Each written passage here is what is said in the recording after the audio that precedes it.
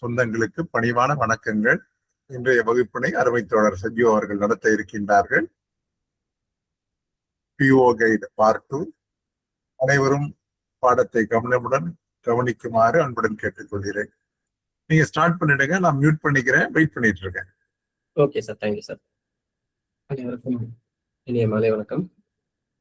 நம்ம வந்து PO guide part 2 பார்த்துட்டு இருக்கோம்.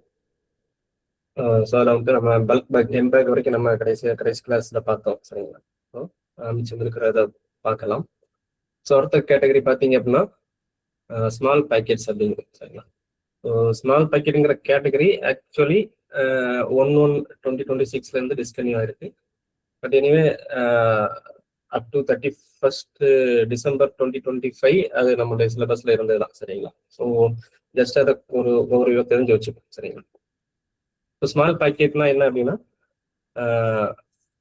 பொருட்கள் அனுப்புறது, சரிங்களா? குட்ஸ், சின்ன அளவுல இருக்கிற பொருட்கள் அனுப்புறது. ஸோ லெட்டர் அப்படிங்கிறது என்னன்னா நம்மளுடைய கரஸ்பாண்டன்ஸ், இல்லைங்களா? ஒரு பேப்பரா இருக்கலாம், பேப்பர்ல எழுதி நம்ம அனுப்புற ஒரு கேட்டகரியா இருக்கும். பட் குட்ஸுங்கிறது பொருட்கள், சரிங்களா? ஸோ கம்யூனிகேட்டிவ் நேச்சர் இல்லாம ஒரு பொருளை வந்து நம்ம அனுப்புறோம், ஒரு நபருக்கு அனுப்புறோம், சரிங்களா? ஸோ அதுதான் வந்து ஸ்மால் பேக்கெட் அப்படிங்கிற கேட்டகரியில வந்து நாம இங்கேருந்து அனுப்புறோம், சரிங்களா? So gifts item of saleable value, அதாவது வேல்யூ இருக்கிறது, மதிப்புரிய ஒரு பொருள் அல்லது வந்து வியாபார ரீதியாக merchandise can be transmit by small packet service. So வியாபார ரீதியாகவோ அல்லது ஒரு மதிப்புமிக்க ஒரு பொருளையும் நம்ம எப்படி அனுப்பலாம்? ஸ்மால் பேக்கெட் அப்படிங்கிறத கேட்டகரியில நம்ம அனுப்பிச்சிக்க முடியும், சரிங்களா? ஸோ இதுக்கு முன்னாடி என்ன இருக்கக்கூடாது அப்படின்னா should not bear any inscription or contain documents in the nature of current or personal correspondence between persons other than the sender and the addressee. So ஒரு பேக்கெட்டுக்கு, ஒரு ஸ்மால் பேக்கெட்டுக்கு உள்ளாடி ஒரு பொருள் அனுப்புறோம், அந்த பொருளுக்கு உள்ளாடி வேற எந்த ஒரு லெட்டரோ எதுவும் வைக்கக்கூடாது, சரிங்களா?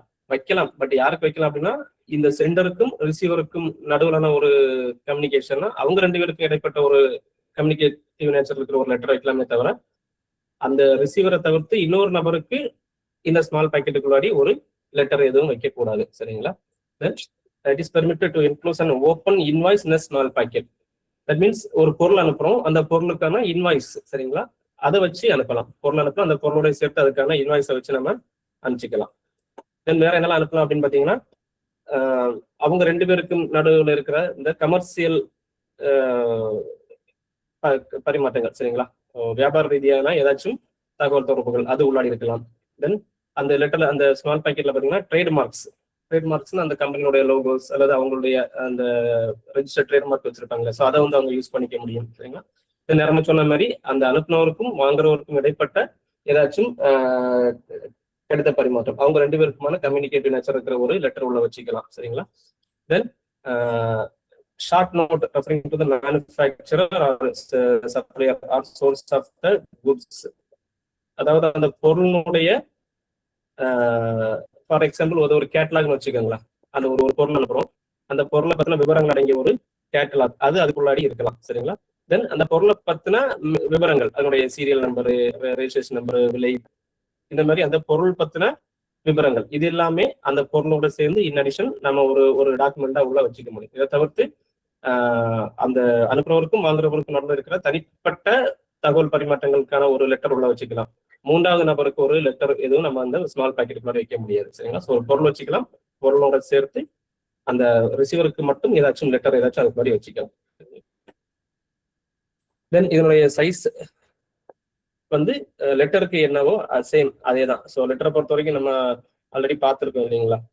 லெட்டருக்கான size specification. So 90x140 in case வந்து ரோல் ஃபார்மா இல்லாமல் இருந்துச்சுன்னா மினிமம் 90x140, மேக்ஸிமம் ஒரு பார்த்துருக்கோம் 600, 200, 100 இந்த ரேஞ்சில் இருக்குன்னா அதுவே ரோல் ஃபார்ம்ல இருந்துச்சுன்னா அதாவது அதிகமான லெங்க்ங்கிறது வந்துட்டு 100 mm இருந்துக்கலாம்.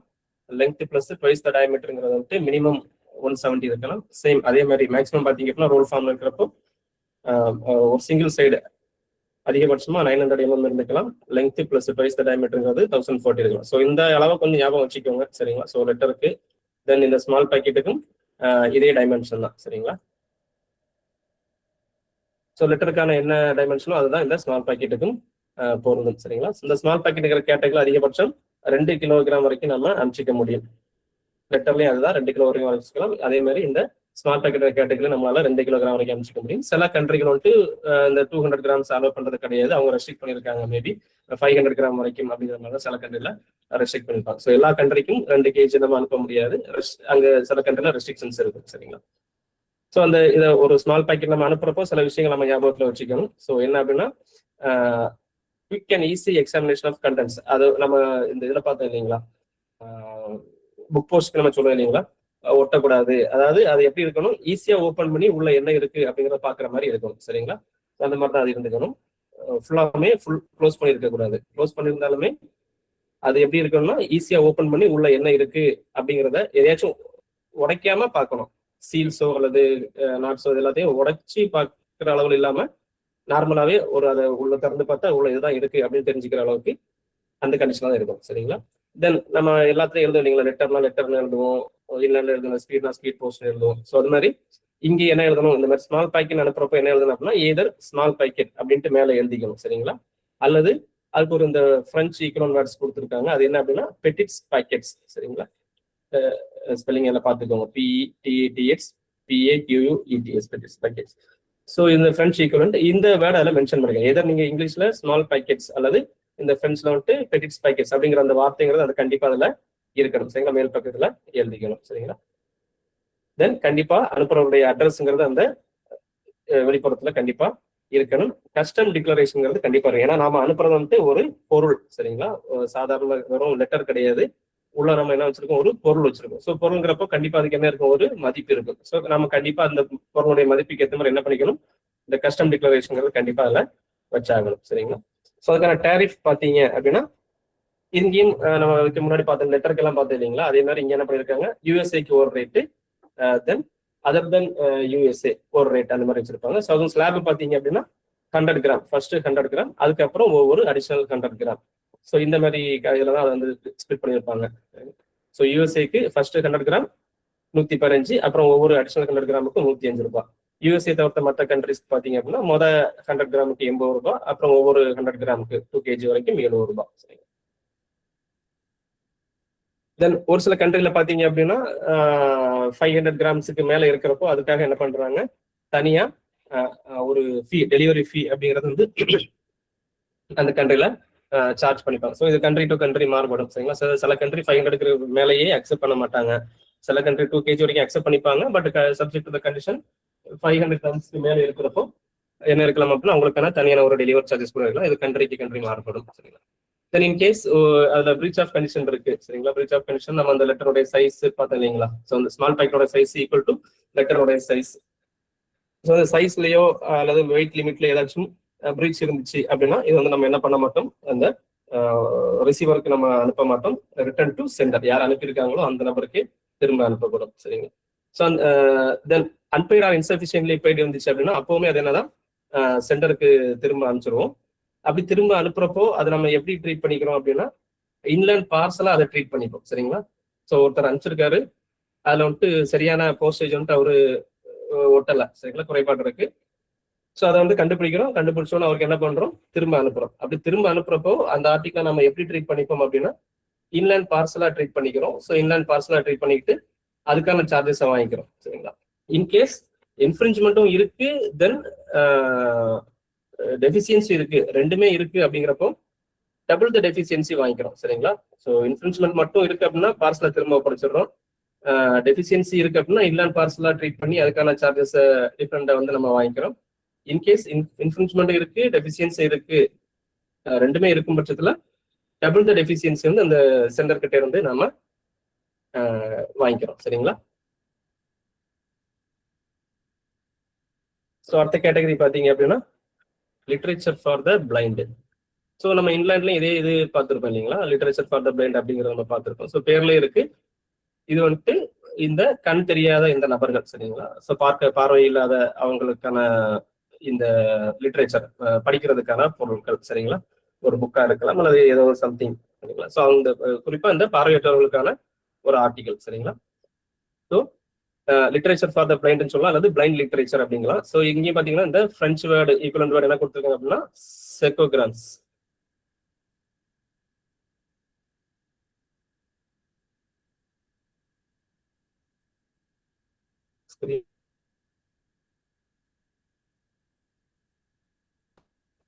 ஸ்கிரீன் நாட் விசிபிள் மெசேஜ் போட்டிருக்காங்க. ஸோ எல்லாருக்கும் ஸ்கிரீன் தெரியுதுங்களா? தெரியுது சார். தெரியுது sir. Okay okay okay thank you. So blind literature அல்லது லிட்ரேச்சர் ஃபார் த பிளைண்ட் அப்படிமோ. ஸோ அதுக்கான அந்த ஃப்ரெஞ்ச் ஈக்குவலன்ட் வேர்ட் பார்த்தீங்க அப்படின்னா செக்கோகிராம் அப்படிங்கிற அந்த வார்த்தை யூஸ் பண்ணிப்பாங்க. சரிங்களா? ஸோ இது என்ன அப்படின்னா பிரெய்லி ஃபார்மேட்ல இருக்கும். பிரெய்லி அல்லது அதுக்கு ஈக்குவலான ஏதாச்சும் ஒரு ஃபார்மேட். தட் மீன்ஸ் அந்த கண் தெரியாத நபர்கள் பார்த்தீங்கன்னா அவங்க வந்து இந்த கையால அதை தொட்டு உணர்ந்து படிப்பாங்க இல்லைங்களா? ஸோ அந்த மாதிரியான ஃபார்மேட். சரிங்களா? பிரெய்லி அல்லது அந்த பிரெய்லிக்கு ஈக்குவலான ஏதாச்சும் ஒரு காமனா யூஸ் பண்ற இது ஃபார்மேட் பார்த்தீங்கன்னா பிரெய்லிங்கிற ஃபார்மேட். ஸோ அல்லது அதுக்கு அதே மாதிரியான வேற ஏதாச்சும் ஒரு மெத்தட். ஸோ இந்த கண் தெரியாத நபர்கள் படிக்கிறதுக்கான ஒரு மெத்தட்ல இருக்கதான் இருக்கும். சரிங்களா? அது லெட்டர்ஸா இருக்கலாம், பீரியடிக்கல்ஸ், புக்ஸா இருக்கலாம், ஒரு பிளேட்ஸ். ஸோ எதுவாக வேணாலும் இருக்கலாம். சரிங்களா? பட் கண்டிஷன் என்ன அப்படின்னா அது வந்துட்டு பிரெய்லியில எழுதப்பட்டிருக்கணும். சரிங்களா? இது போக அது மட்டும் தான் அனுப்பலாமா அப்படின்னா சவுண்ட் ரெக்கார்டிங்ஸ். ஏன்னா அவங்களால வந்து என்ன பண்ண முடியும், கேட்டு உணர முடியும் இல்லைங்களா? ஸோ அதனால அவங்க என்ன பண்றாங்க, அவங்களுக்கான அந்த ஆடியோ புக்ஸ் எல்லாம் சொல்லுவோம் இல்லைங்களா? ஸோ ஒரு புக்கை முழுக்க அவங்க என்ன பண்ணிருப்பாங்க, ஆடியோல ரெக்கார்ட் பண்ணி வச்சிருப்பாங்க. ஸோ அவங்களால கேட்க முடியும். ஸோ அவங்களுடைய படிப்புக்காக நம்ம அனுப்புறோம். அது வந்துட்டு சவுண்டு மேபி சிடியா இருக்கலாம் இல்லைங்களா? ஸோ ஏதோ ஒன்று அவங்களுடைய படிப்புக்கான ஒரு ஆடியோ ரெக்கார்டிங்கா இருக்கலாம். இதுவுமே எங்க வரும் அப்படின்னா பிளைண்ட் லிட்ரேச்சர்ங்கிற அந்த கேட்டகரிக்குள்ள அடி வரும். சரிங்களா? ஸோ அது என்ன சொல்றாங்க அப்படின்னா இதை வந்துட்டு எப்போ வாங்கிக்கலாம் அப்படின்னா these are sent by or addressed to an officially recognized institute for the blind. சரிங்களா? ஒரு பிளைண்ட் இன்ஸ்டியூட்ல இருந்து அனுப்பினாலோ அல்லது ஒரு பிளைண்ட் இன்ஸ்டியூட்டுக்கு அனுப்பப்பட்டாலோ இதை வந்து நம்ம என்னன்னு எடுத்துக்கலாம், பிளைண்ட் லிட்ரேச்சர் அப்படின்னு நம்ம எடுத்துக்க முடியும். சரிங்களா? ஸோ இன்டர்நேஷனல் இந்தியாவில வந்து வெளிநாட்டுக்கு ஒரு பிளைண்ட் இன்ஸ்டிடியூஷனுக்கு போகுது, அதே மாதிரி வெளிநாட்டுல இருக்கிற ஒரு பிளைண்ட் இன்ஸ்டிடியூஷன்ல இருந்து இந்தியாவுக்கு வருது அப்படிங்கிறப்ப வந்துட்டு இதையும் நம்ம எப்படி எடுத்துக்க முடியும், லிட்ரேச்சர் ஃபார் த பிளைண்ட் அப்படின்னு நம்ம எடுத்துக்க முடியும். சரிங்களா? then it should not be contain inscription in conventional writing or printing. நார்மலா அதுல என்ன இருக்கக்கூடாது, இப்போ அந்த ஒரு புக் இருக்கு அப்படின்னா அதுல வந்துட்டு நார்மலா நாம படிக்கிற மாதிரியான அந்த கன்வென்ஷனல் ரைட்டிங் பிரிண்ட் பண்ணி வச்சிருக்க கூடாது. சரிங்களா? பட் என்ன பிரிண்ட் பண்ணிருக்கலாம் அப்படின்னா அந்த புக்கினுடைய டைட்டிலும் டேபிள் ஆஃப் கண்டென்ட்ஸும் இன்ஸ்ட்ரக்ஷன். ஏன்னா அதை மேபி ஒரு நபர் கண்டறிகிற ஒரு நபர் வந்து அவங்களுக்கு சொல்லிக் கொடுக்குற மாதிரியா இருக்கலாம் இல்லைங்களா? ஸோ அந்த புக்கை எப்படி யூஸ் பண்ணுங்கிற இன்ஸ்ட்ரக்ஷன்ல கொடுத்துருக்கலாம். டேபிள் ஆஃப் கண்டென்ட்ஸ் கொடுத்துருப்பாங்க, எந்த பேஜ்ல என்ன இருக்கு அப்படின்னு. ஸோ இந்த டேபிள் ஆஃப் கண்டென்ட்ஸோ அல்லது இன்ஸ்ட்ரக்ஷனோ என்ன பண்ணிக்கலாம், பிரிண்ட் பண்ணப்பட்டு இருக்கலாம். பட் உள்ளுக்குள்ள இருக்கிற கண்டென்ட்ஸ் கண்டிப்பா எப்படிதான் இருந்தாகணும், இந்த பிரெய்லியில இருந்தாகணும். சரிங்களா? ஸோ இந்த லிட்ரேச்சர் ஃபார் பிளைண்ட் இதுக்கும் டைமென்ஷன் பாத்தீங்க அப்படின்னா as equal to லெட்டர். சரிங்களா? நம்ம லெட்டருக்கு பாத்தீங்கன்னா சேம் அதே தான் 19 to 140 இந்த கேட்டகரி தான். சரிங்களா?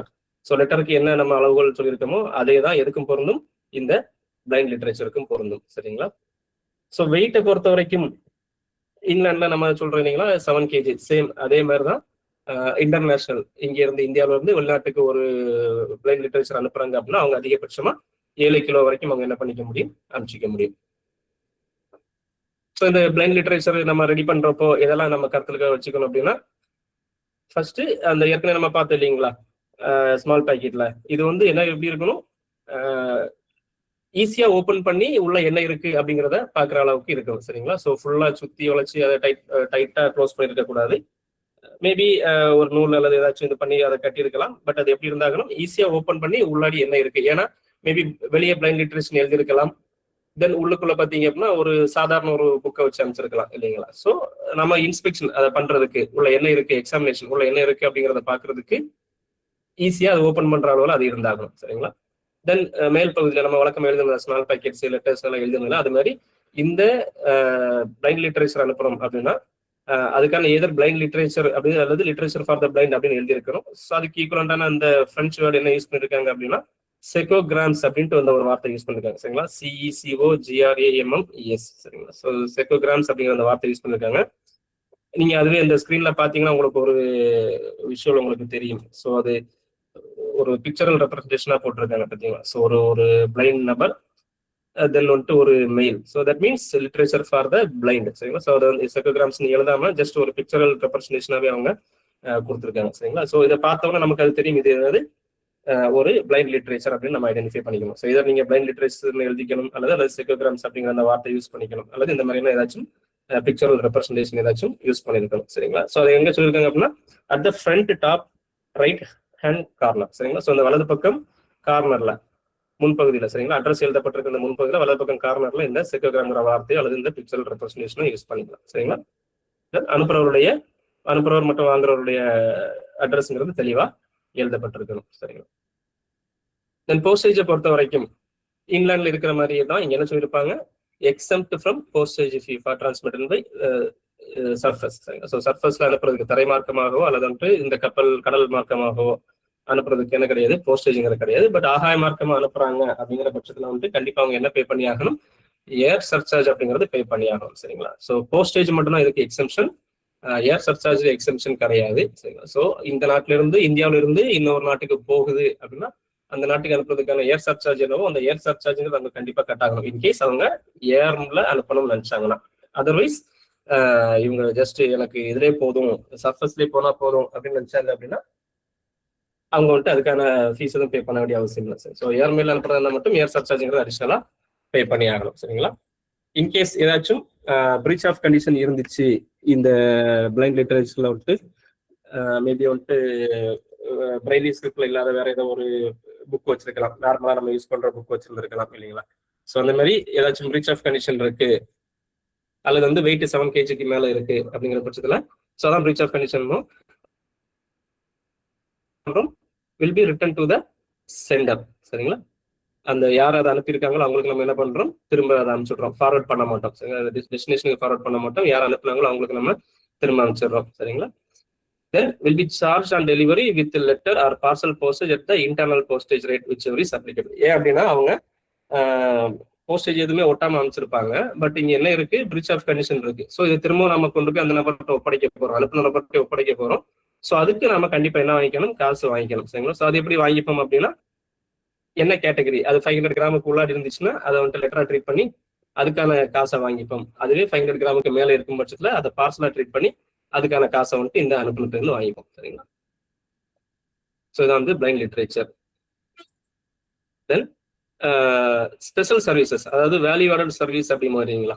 நார்மலா ஒரு லெட்டர் நம்ம அனுப்புறோம், அதுல இருக்கிற இப்ப நம்ம இங்கிலாந்துல பொறுத்த வரைக்கும் வேல்யூ ஆடட் சர்வீஸ், ரெஜிஸ்ட்ரேஷன்ங்கிறது ஒரு வேல்யூ ஆடட் சர்வீஸ் இல்லைங்களா. ஸ்பீட் போஸ்ட்ல ஒரு வேல்யூ ஆடட் சர்வீஸ் தான் ரெஜிஸ்ட்ரேஷன் அப்படிங்கிறது இல்லைங்களா. So SMS OTP based delivery அப்படின்னா அதுக்கு ஒரு காசு நம்ம கட்டுறோம், ரெஜிஸ்ட்ரேஷன் பண்ணணும் அடிஷனலா நம்ம ஒரு கட்டுறோம். ஸோ அதுதான் வந்து வேல்யூ ஆடட் சர்வீஸ் அப்படிங்கும். இன்டர்நேஷனல் பார்சல் இன்டர்நேஷனல் ஆர்டிகல்ஸை பொறுத்த வரைக்கும் அதை வந்து ஸ்பெஷல் சர்வீசஸ் அப்படின்னு சொல்றாங்க. சரி. ஸோ என்னெல்லாம் அப்படிங்கிறத பார்த்துக்கோம். சரிங்களா. So first airmail. சரிங்களா. ஸோ ஏர்மெயில்ங்கிறதே வந்துட்டு ஒரு என்னதான் அடிஷனல் சர்வீஸ் அப்படிங்கிறது தான் இங்க பேசிக் கான்செப்ட். நார்மலா ஒரு லெட்டர் ஒரு நாட்டுல இருந்து இன்னொரு நாட்டுக்கு அனுப்புறதுங்கிறது எப்படி போகும் அப்படின்னா பை சர்ஃபஸ். சரிங்களா. அதான் வந்துட்டு பேசிக்கான ஒரு டிரான்ஸ்மிஷன். ஸோ அவங்க ஏர்ல போகணும் அப்படின்னாலே அவங்க என்ன பண்ணி ஆகணும் அப்படின்னா ஏர் சர்சார்ஜ்ங்கிறது கட்டி தான் ஆகணும். சரிங்களா. ஸோ ஏர்மெயில் அப்படிங்கிற அந்த கேட்டகரியில பார்த்தோம் அப்படின்னா ஸோ அடிஷனல் இந்த ஏர் சர்சார்ஜ்ங்கிறது கட்டி ஆகணும் in addition to the regular postage. சரிங்களா. ஸோ இந்த மாதிரி ஏர்மெயில்ல ஒரு லெட்டர் அனுப்புறப்போ அதை வந்துட்டு 2 கேட்டகரியா பிரிச்சுக்கிறாங்க. சரிங்களா. எப்படி பிரிக்கிறாங்க அப்படின்னா ஒன்னு வந்துட்டு எல்சி லெட்டர்ஸ் அண்ட் கார்ட்ஸ் அப்படிம்போம். சரிங்களா. இன்னொன்னு அதர் ஆப்ஜெக்ட்ஸ் அப்படிம்போம். ஸோ இதை இந்த ஃப்ரெண்ட்ஸ் ஈக்குவலன்ட்ல அவங்க சொல்றப்போ எப்படி பண்றாங்க அப்படின்னா எல்சிக்கு என்ன சொல்றாங்கன்னா லெட்டர்ஸ் அட் கார்டஸ் அப்படிங்கிறாங்க. சரிங்களா. LETTERS அப்புறம் ETCRTS லெட்டர்ஸ் அட் கார்டஸ் அப்படிங்கிறாங்க. சரிங்களா. தென் நாம இங்கிலீஷ்ல அதர் ஆப்ஜெக்ட்ஸ் அப்படின்னு எழுதுறோம். ஸோ இந்த லெட்டர்ஸ் எல்சிங்கிற கேட்டகரியில என்ன வரும் அப்படின்னா ஒன்லி லெட்டர்ஸும், நம்ம லெட்டருங்கிறத பார்த்துருப்பீங்களா, நம்ம வெறும் ஒரு நபருக்கு டு இன்னொரு நபருக்கு அனுப்புற இந்த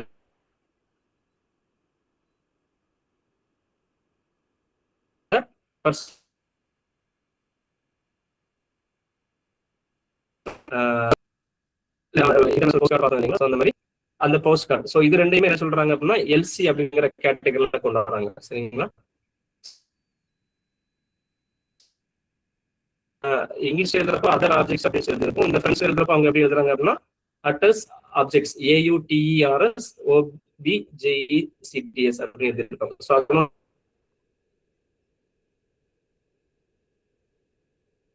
ஷார்ட் எழுதுறப்போ அட்ரஸ் ஆப்ஜெக்ட்ஸ் அப்படிங்கிற மாதிரி போட்டிருப்பாங்க. சரிங்களா. ஸோ இதை வந்து ஏர்மெயிலை பொறுத்த வரைக்கும் இந்த 2 கேட்டகரியில அவங்க அனுப்பிச்சிருக்காங்க. சரிங்களா. ஒன்னு எல்சி இன்னொன்னு ஏஓ.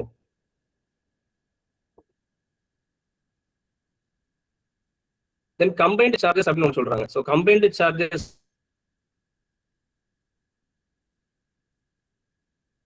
அப்படின்னா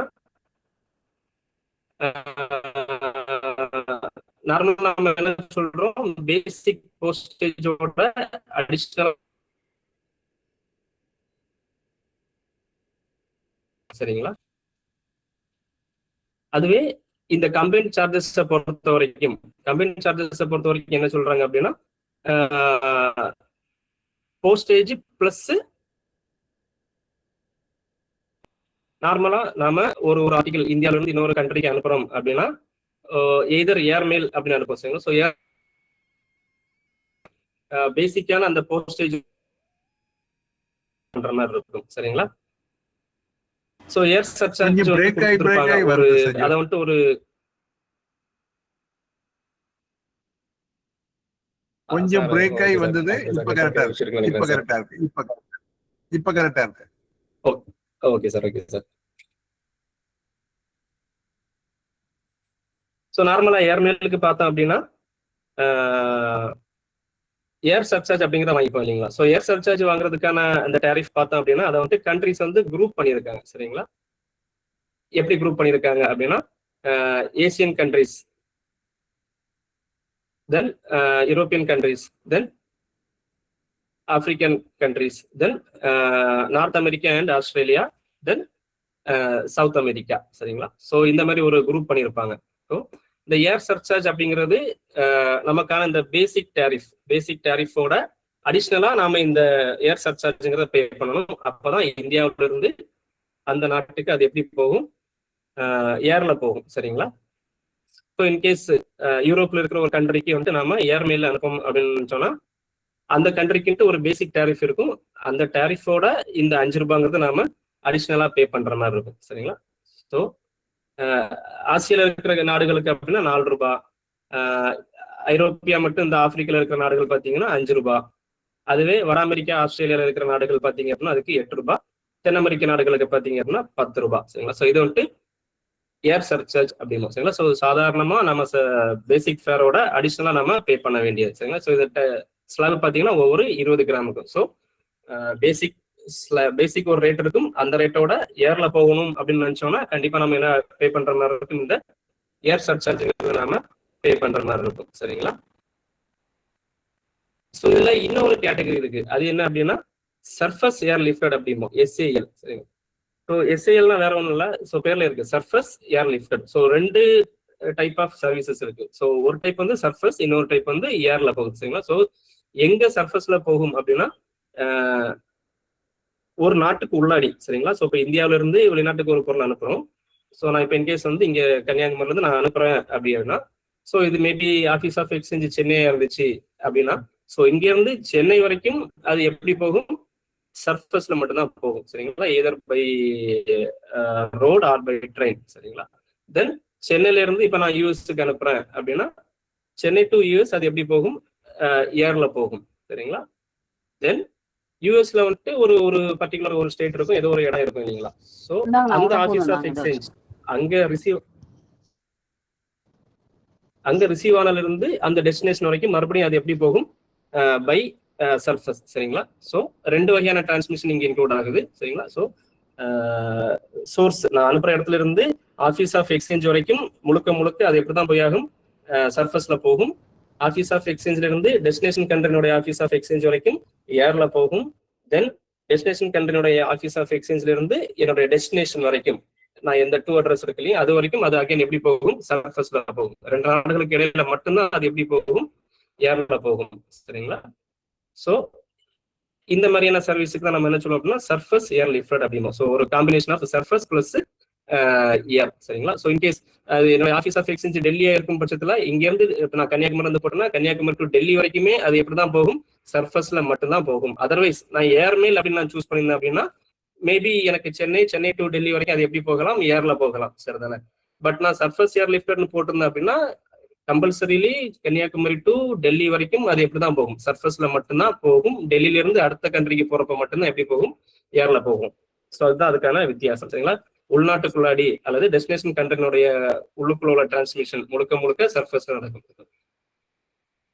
ஸோ அதுக்கான சார்ஜஸ் வந்து தனியாக கொடுத்துருப்பாங்க. சேம் குரூப் பார்த்தீங்கன்னா அதே மாதிரி தான், கண்ட்ரிஸ் இன் ஏசியா, தென் யூரோப், ஆப்பிரிக்கா. ஸோ இந்த ரெண்டும் பார்த்தீங்கன்னா ஒரே மாதிரி இருக்கும். யூரோப்புக்கும் ஆப்பிரிக்காவுக்கும் பார்த்தீங்கன்னா நீங்க SALலையும் ஒரே ரேட்டு தான் இருக்கும், அதே மாதிரி நீங்க ஏர் சர்சார்ஜ் நீங்க பாத்தீங்கன்னாலும் ஒரே ரேட்டு தான் இருக்கும் சரிங்களா. தட் மீன்ஸ் நீங்க இது ரெண்டுமே ஒரே குரூப்பா படிச்சுக்கலாம், கண்ட்ரிஸ் இன் யூரோப்பும் கண்ட்ரிஸ் இன் ஆப்பிரிக்கா சரிங்களா. ஸோ இந்த டேபிள கொஞ்சம் கம்பேரிட்டிவா படிங்க. இங்க பாத்தீங்கன்னா 3, 4, 7, 9 அப்படின்னு வந்திருக்கும். ஏர் சர்சார்ஜ் பாத்தீங்கன்னா ₹1 கூட வந்திருக்கும். 4, 5, 8, 10 அப்படின்னு வந்திருக்கும் சரிங்களா. ஸோ இது வந்துட்டு ஏர்மெயில்ல ஃபுல்லி ஏர்மெயில அல்லது வந்துட்டு சர்ஃபஸ் ஏர் லிஃப்டடா அப்படிங்கிறத பொறுத்து மாறும். கம்பைன்டு சார்ஜஸ்ங்கிறது இது தனித்தனியா பிரிச்சிருக்க மாட்டாங்க சரிங்களா. பேசிக் ஃபேர்னும் ஏர் சர்சார்ஜ்னு என்ன பண்ணிருக்க மாட்டாங்க, தனித்தனியா பிரிச்சிருக்க மாட்டாங்க. ரெண்டுமே சேர்ந்த சார்ஜஸ் தான் நம்ம என்ன சொல்லுவோம், கம்பைன்டு சார்ஜஸ் அப்படின்னு சொல்லுவோம் சரிங்களா. ஸோ இந்த ஏர்மெயில் போஸ்ட் கார்டை பொறுத்த வரைக்கும் அதுக்கு ஒரே சார்ஜஸ் தான். அதில் வந்துட்டு அதை நம்ம ஸ்பிளிட் அப் பண்ண முடியாது, எவ்வளவு பேஸ் ஃபேர் எவ்வளவு ஏர் சர்சார்ஜ் கிடையாது. ஸோ இந்த ரெண்டு கேட்டகரியும் பாத்தீங்க அப்படின்னா ஏர்மெயில் போஸ்ட் கார்டு பேர்ல அது எப்படி இருக்கு, ஏர்மெயில். ஸோ கம்பல்சரிலி அது எப்படிதான் போகும், ஏர்ல தான் போகும். அப்புறம் ஏரோகிராம் அதுவும் கம்பல்சரிலி எப்படிதான் போய் ஆகணும், ஏர்ல தான் போய் ஆகும் சரிங்களா. ஸோ பை டிஃபால்ட் அது ஏர்ல தான் போகும், அதுக்கு தனியா ஏர் சர்சார்ஜ்ங்கிறது வேண்டியது இல்லை. இந்த கம்பைன் சார்ஜஸ்ங்கிறது எல்லாமே இன்க்ளூட் ஆன சார்ஜஸ் தான் சரிங்களா. ஸோ ஏர்மெயில் போஸ்ட் கார்டை பொறுத்த வரைக்கும் பாகிஸ்தான், நேபாள், பங்களாதேஷ், பூட்டான் இந்த நாடுகளுக்கு நம்ம அனுப்பும் பட்சத்துல ₹10, இதை தவிர்த்து மற்ற நாடுகளுக்கு அனுப்புறப்போ ₹15 சார்ஜஸ் வருது. அதுவே ஏரோகிராம பொறுத்த வரைக்கும் எந்த கண்ட்ரிக்கு, இந்தியாவில வந்து நீங்க எந்த கண்ட்ரிக்கு அனுப்பிச்சாலும் ஒரே ரேட்டு தான் ₹20 சரிங்களா ஏரோகிராமுக்கான. ஸோ ஏரோகிராம் ஆல்ரெடி சொன்னா அந்த பேர்ல அது இருக்கு எப்படி, எக்ஸ்க்ளூசிவ்லி பை ஏரோகிராம் சரிதானே. ஸோ ஏர்ல தான் அது கண்டிப்பா போய் ஆகணும் சரிங்களா. ஸோ இதுக்குன்ட்டு பாத்தீங்க அப்படின்னா ஈக்குவலண்டான ஒரு கிளாஸ் அப்படிங்கிறது எங்கே கிடையாது சரிங்களா. ஸோ நார்மலா இது சர்ஃபஸ்ல போறப்போ அதை நம்ம எப்படி எடுத்துப்போம் அப்படின்னா லெட்டர் அப்படின்றத அதை கணக்குல வச்சுக்கோம் சரிங்களா. நார்மலா சர்ஃபஸ் வழியா போகுது அப்படின்னா அதை நம்ம எப்படி எடுத்துப்போம், லெட்டர்னு எடுத்துப்போம். ஸோ இப்போ இந்தியாவில வந்து நான் அனுப்புறேன் அப்படின்னா இந்தியாவில இருந்து கன்னியாகுமரி டு சென்னை வரைக்கும் போறப்போ அது எந்த கேட்டகரி அப்படின்னு எடுத்துக்கிட்டோம் அப்படின்னா அது லெட்டருங்கிற மாதிரி அதை ட்ரீட் பண்ணிப்போம் சரிங்களா. ஸோ ஏரோகிராம் நீங்க பாத்தீங்க அப்படின்னா உங்களுக்கு தெரியும், ஜஸ்ட் நம்மளுடைய ஐஎல்சி இருக்கு இல்லைங்களா. ஸோ அதே மாதிரி இன்டர்நேஷனல்ல நம்ம அனுப்புறதுக்கான ஒரு ஒரு கேட்டகரி தான் இந்த ஏரோகிராம் அப்படிங்கிறது. ஸோ நீங்க ஐஎல்சி படிச்சிருப்பீங்க இல்லைங்களா, அது ஒரு சிங்கிள் ஷீட் இல்லைங்களா, சிங்கிள் இருக்கும். An aerogram consists of a sheet of paper suitably folded and gummed. So ஒரு சிங்கிள் ஷீட் இருக்கும், நாம அதில் கைப்பட எழுதிக்கலாம் அல்லது பிரிண்ட் பண்ணிக்கலாம், வேற ஏதோ பண்ணிக்கலாம். ஸோ அதை எழுதி நாம அதை என்ன பண்ணுவோம், ஃபோல்டு பண்ணி நாம ஒட்டி அனுப்புவோம் இல்லைங்களா. ஸோ நீங்க ஸ்கிரீன்ல பாத்தீங்கன்னா தெரியும், இது ஒரு ஏரோகிராமுக்கான இமேஜ் சரிங்களா. ஸோ பாக்குறதுக்கு பாத்தீங்கன்னா அப்படியே நம்மளுடைய ஐஎல்சி இருக்கு இல்லைங்களா, அந்த ஐஎல்சி மாதிரி தான் இருக்கும் சரிங்களா. ஸோ பட் அதில் வார்த்தைகள் பார்த்தீங்கன்னா ஏரோகிராம் அப்படிங்கிற இந்த வார்த்தைகள் வந்து அதில் குறிப்பிட்டிருப்பாங்க சரிங்களா. ஸோ சைஸ் பார்த்தீங்க அப்படின்னா மினிமம்ங்கிறத வந்துட்டு அஸ் யூஸ்வல் இந்த 90x140. ஸோ இந்த அமௌண்ட் இந்த அளவு ஞாபகம் வச்சுக்கோங்க சரிங்களா. 90x140 தான் பார்த்தீங்கன்னா சுற்றி நீங்கள் எங்கே போய் படித்தாலும் இந்த 90x140 ரிப்பீட்டடாக வந்துகிட்டே இருக்கும் சரிங்களா. ஸோ இந்த மினிமம் சைஸ் பார்த்தீங்கன்னா அஸ் யூஸ்வல் லெட்டர் 90x140 சரிங்களா. அது மேக்ஸிமம் பார்த்தீங்க அப்படின்னா ஃபோல்டு பண்ணி நீங்க எழுதியெல்லாம் ஃபோல்டு பண்ணிட்டீங்க. ஸோ ஃபோல்டு பண்ணிட்டீங்கன்னா அது ஈக்குவலா பார்த்தீங்கன்னா ஒரு ரெக்டாங்கிள் ஷேப்ல இருக்குங்களா. ஸோ அப்படி இருக்கிறப்ப பார்த்தீங்கன்னா அதனுடைய அந்த சைஸுங்கிறது வந்துட்டு பெரிய பக்கம் வந்து 220க்கு மேலேயும் இந்த பக்கம் சின்ன பக்கம்ங்கிறது வந்துட்டு 110க்கு மேலேயும் போகக்கூடாது மேக்ஸிமம் சைஸ் சரிங்களா. So minimum as usual 90x140 கண்டிப்பா இருந்தாகணும். மேக்ஸிமம் பார்த்தீங்கன்னா ஃபோல்டு பண்ணதுக்கு அப்புறம் சரிங்களா. உங்களுக்கு என்னென்ன படிச்சீங்கன்னா வென் அன்ஃபோல்டட் வென் ஃபோல்டட் அப்படின்ட்டு 2 கண்டிஷன் கொடுத்துருப்பாங்க. இங்க இந்த ஃபார்மேட்டிக்ல பொறுத்த வரைக்கும் ஃபோல்டட் அப்படிதான் சரிங்களா. ஸோ அன்ஃபோல்டடுக்கு கண்டிஷன் எதுவும் கொடுக்கல. ஃபோல்டட்ல இருக்கிறப்போ நீங்க எல்லாம் எழுதி ஃபோல்டு பண்ணதுக்கு அப்புறம் 220x110 இந்த அளவு வந்துட்டு அது தாண்டக்கூடாது சரிங்களா. ஸோ கண்டிப்பா இது வந்துட்டு இந்த ரெக்டாங்கிள் ஷேப்ல இருக்கணும் அப்படிங்கிறதுக்காக என்ன சொல்லியிருப்பாங்க அப்படின்னா இந்த சின்ன பக்கத்தை விடவும் பெரிய பக்கங்கிறது 1.4 டைம்ஸ் ஜாஸ்தியா இருக்கணும் சரிங்களா. அப்பதான் ஸோ அது என்னவா இருக்கும்னா ஸ்கொயரா இல்லாம ஒரு ரெக்டாங்கிள் ஷேப்ல வந்திருக்கு, அதுக்காக சொல்லியிருப்பாங்க. ஸோ நார்மலா இந்த ஏரோகிராமுடைய வெயிட் பாத்தீங்க அப்படின்னா 3 கிராமுக்கு மேல போகக்கூடாது சரிங்களா. ஏன்னா அதுக்குள்ளாடி நம்ம எதுவும் வைக்க போறது இல்லை, ஜஸ்ட் ஒரு ஷீட் ஆஃப் பேப்பர் நாம அதை எழுதியிருக்கோம், போஸ்ட் பண்ண போறோம். ஸோ எந்த விதமான என்க்ளோசரும் அதுக்குள்ளாடி இருக்க போறது இல்லை, அதனால சாதாரணமான ஒரு பேப்பர்னுடைய வெயிட் தான் இருக்கும். ஸோ அந்த வெயிட் பாத்தீங்கன்னா 3 கிராமுக்கு மேல இருக்கக்கூடாது சரிங்களா. ஸோ தென் முன்பகுதியில பாத்தீங்க அப்படின்னா என்ன எழுதிக்கணும், அட்ரஸ் தென் ஸ்டாம்ப்ஸ் சரிங்களா. Prepayment and service notes or label. So service நோட்ஸ்லாம் சொல்லியிருக்கேன், நம்ம முதலே சொல்லியிருக்கேன். இதை என்ன பண்ணணும், டெலிவரி பண்ண வேண்டாம், ரிட்டர்ன் அனுப்புங்க, இல்லை ரிட்டர்ன் அனுப்ப வேண்டாம் அப்படிங்கிற நோட்ஸ் எழுதுறதுக்கானது சரிங்களா. அதான் சர்வீஸ் நோட்ஸ் அப்படிங்கிறது. ஸோ ப்ரீபேமெண்ட்ங்கிறது போஸ்டேஜ். ஸோ முன்பகுதியில் போஸ்டேஜ் ஒட்டிக்கணும், அட்ரஸ் எழுதுறதுக்காக கொடுத்துருக்காங்க சரிங்களா. தென் இந்த ஏரோகிராம்ங்கிற இந்த வார்த்தை இருக்கணும். ஸோ நீங்க இந்த இமேஜை பார்த்தா தெரியும். ஸோ இது வந்து இந்த கார்னர் வந்து ஸ்டாம்ப் போட்டுறதுக்கு, இது வந்துட்டு டு அட்ரஸ் எழுதுறது சரிங்களா. ஸோ பின்பகுதியில் பார்த்தீங்கன்னா சென்டர்ஸ், இதை நீங்க ஃபோல்டு பண்ணீங்கன்னா இந்த மாதிரி தான் வந்திருக்கும். மேல் பகுதிங்கிறது முன் பக்கத்தில் வந்திருக்கும், இந்த கீழே இருக்கிற பகுதி பின்பக்கத்தில் வந்திருக்கும் சரிதானே. ஸோ அந்த பகுதியில் பார்த்தீங்க அப்படின்னா அனுப்புறவருடைய பேர் அட்ரஸ் எழுதுற மாதிரி இருக்கும் சரிங்களா. ஸோ கண்டிஷனுமே அதில் தெளிவாக கொடுத்துருக்காங்க. No enclosure allowed. ஸோ உள்ளுக்குள்ளாடி என்ன பண்ணக்கூடாது, வேற எந்த விதமான பேப்பர்ஸோ வேற எதுவுமே உள்ளுக்குள்ளாடி வைக்க கூடாது. ஒன்லி எழுதப்பட்டது அல்லது பிரிண்ட் செய்யப்பட்டதா இருக்கலாம் சரிங்களா. தென் அந்த என்க்ளோசர் எதுவும் வைக்கக்கூடாதுன்னு சொல்லியிருக்கோம் சரிங்க. உள்ளுக்குள்ளாடியே வெளியே வேற எது என்க்ளோசர் வைக்கக்கூடாது. பட் என்ன பண்ணிக்கலாம் அப்படின்னா advice of delivery. Advice of டெலிவரிங்கிறது என்ன அப்படின்னா நம்ம அக்னாலஜ்மெண்ட் சொல்றோம் இல்லைங்களா,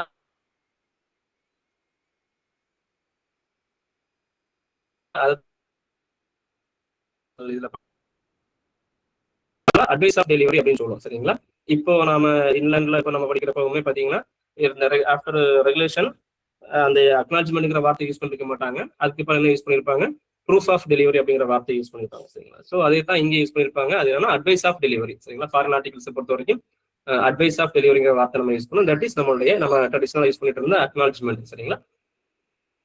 ஸோ ஆல்ரெடி சொன்ன மாதிரி இதுக்கு வந்து என்ன கிடையாது, தனித்தனியா ஏர் சர்சார்ஜ் பேசிக் ஃபேர் அப்படின்னு கிடையாது, கம்பைன்டு சார்ஜஸ் தான் சரிங்களா. ரெண்டும் சேர்த்து தான் அதுக்கு அமௌண்ட்டுங்கிறது சரிங்களா. ஸோ இந்த ஒரு ஏரோகிராம் அனுப்புறாங்க, இந்த ஏரோகிராம் உள்ள வந்துட்டு ஏதோ உள்ள வச்சுட்டாங்க அப்படின்னா அது பிரீச் ஆஃப் கண்டிஷன் இல்லைங்களா. ஸோ அந்த மாதிரி பிரீச் ஆஃப் கண்டிஷன் இருந்துச்சுன்னா அது என்ன சொல்றாங்க, will be treated as letter சரிங்களா. ஸோ இந்த இந்த இந்த சைஸ்ல இல்ல அப்படின்னா அது என்னவா ட்ரீட் பண்ணிப்பாங்க, அதை லெட்டரா தான் ட்ரீட் பண்ணிப்பாங்க சரிங்களா. ஸோ அது ஏரோகிராமை பொறுத்தது. தென் நார்மலா ஒரு என்வெலப் வந்து நம்ம எப்படி அனுப்புறோம், ஏர்மெயில்ல அனுப்புறோம் சரிங்களா. ஸோ முன்னாடி பாத்தீங்க அப்படின்னா ஏர்மெயில்ல அனுப்புறதுக்குன்னு என்ன வச்சிருந்தாங்க அப்படின்னா தனியா ஒரு என்வெலப் வச்சிருந்தாங்க. ஸோ டிஃபரன்ஷியேட் பண்றதுக்காக நீங்க ஸ்கிரீனை பாத்தீங்கன்னா உங்களுக்கு தெரியும், அந்த ஸ்கிரீன் எப்படி இருக்கு பாத்தீங்கன்னா ஒரு ப்ளூ அண்ட் ரெட் அந்த மாதிரி சின்ன சின்ன அந்த பட்டைகள் இருக்கு பாத்தீங்களா. ஸோ இதை பார்த்த உடனே உங்களுக்கு என்ன தெரியும், இந்த கேட்டகரிங்கிற இது வந்துட்டு ஏர்மெயில். ஸோ டிஃபரன்ஷியேட் பண்றதுக்காக நீங்க இன்லாண்ட் ஆர்டிகளையும் ஃபாரின் ஆர்டிகளையும் டிஃபரன்ஷியேட் பண்றதுக்காக இந்த மாதிரி பார்ஸ் இந்த ப்ளூ ரெட் காம்பினேஷன்ல பார்ஸ் கொடுத்துருப்பாங்க. இதை பார்த்தோன்னா நமக்கு டக்குன்னு தெரியும் இது என்னது, இது வந்துட்டு ஒரு ஏர்மெயில் அப்படிங்கிறதுக்காக சரிங்களா. தென் ஸோ இதுல என்ன வார்த்தை யூஸ் பண்ணிக்கணும், கண்டிப்பா ஏர்மெயில் அப்படிங்கிற இந்த வார்த்தைங்கிறது கண்டிப்பா யூஸ் பண்ணிக்கணும். ஸோ இந்த ஏர்மெயிலுக்கு ஈக்குவலான இந்த பிரெஞ்சு வேர்டு என்னன்னு பாத்தீங்க அப்படின்னா பார் அவியான் அப்படிங்கிற இந்த வார்த்தை யூஸ் பண்ணியிருப்பாங்க சரிங்களா. ஸோ இந்த வார்த்தைகள் கண்டிப்பா இருக்கணும். தட் மீன்ஸ் இது வந்துட்டு பை ஏர்மெயில் நம்ம நார்மலா எழுதும் இல்லைங்களா. ஸோ இது ஒரு லெட்டர் பை ஏர்மெயில் அப்படின்னா இந்த லெட்டர் ஏர்ல போகணும் சரிங்களா. ஸோ நான் லெட்டருக்கான சார்ஜஸ் பே பண்ணியிருக்கணும், பிளஸ் அதுக்கான ஏர்மெயில் ஏர் சர்சார்ஜுங்கிறது நான் பே பண்ணியிருந்தேன்னா அது என்னது கண்டிப்பா ஏர்ல போகும். அதான் நம்ம என்ன சொல்றோம் ஏர்மெயில் அப்படிங்கிறோம் சரிங்களா. ஸோ நார்மலா இது நம்ம பழைய காலத்துல யூஸ் பண்ணது டிஃபரன்ஷியேட் பண்றதுக்காக இந்த மாதிரி ப்ளூ ரெட் காம்பினேஷன்ல பார்ஸ் கொடுத்துருப்பாங்க சரிங்களா. ஸோ இன்கேஸ் இந்த மாதிரி ஒரு ஏர்மெயில் ஒரு என்வெலப் இருக்கு, அதுல வந்துட்டு அன்பெய்டாவோ இன்சபிஷியன்ட்லி பெய்டாவோ இருக்கு அப்படின்னா நார்மலா என்ன பண்ணுவோம்னா in case bearing on the outside the sender's name and address, அனுப்புனவங்களுடைய பேரு அட்ரஸ் இருக்கு சரிங்களா, அல்லது அதை வந்து நம்மளால இப்போ பார்க்க முடியுது தெரிஞ்சுக்க முடியுது அப்படின்னா will be return to the centre. So நம்ம அதை என்ன பண்ண மாட்டோம், ஃபார்வர்ட் பண்ண மாட்டோம், என்ன பண்றோம்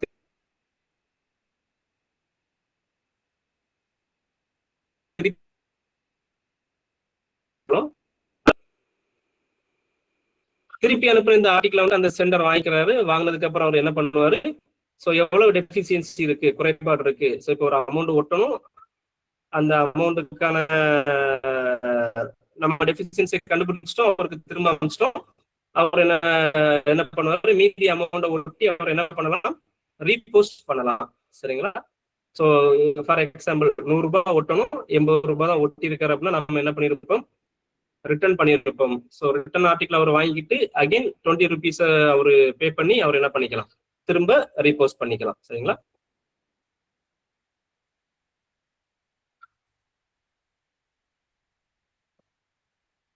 ஃப்ரம் அட்ரஸ் இல்ல. ஸோ நான் என்ன சொன்னேன் இங்க கண்டிஷன் பாத்தீங்கன்னா bearing the out side centres name and address, அவருடைய பேரும் அட்ரஸும் இருந்துச்சுன்னா நம்ம என்ன பண்ணுவோம், அவருக்கு நாம திரும்ப அனுப்பிச்சுடுறோம் சரிங்களா.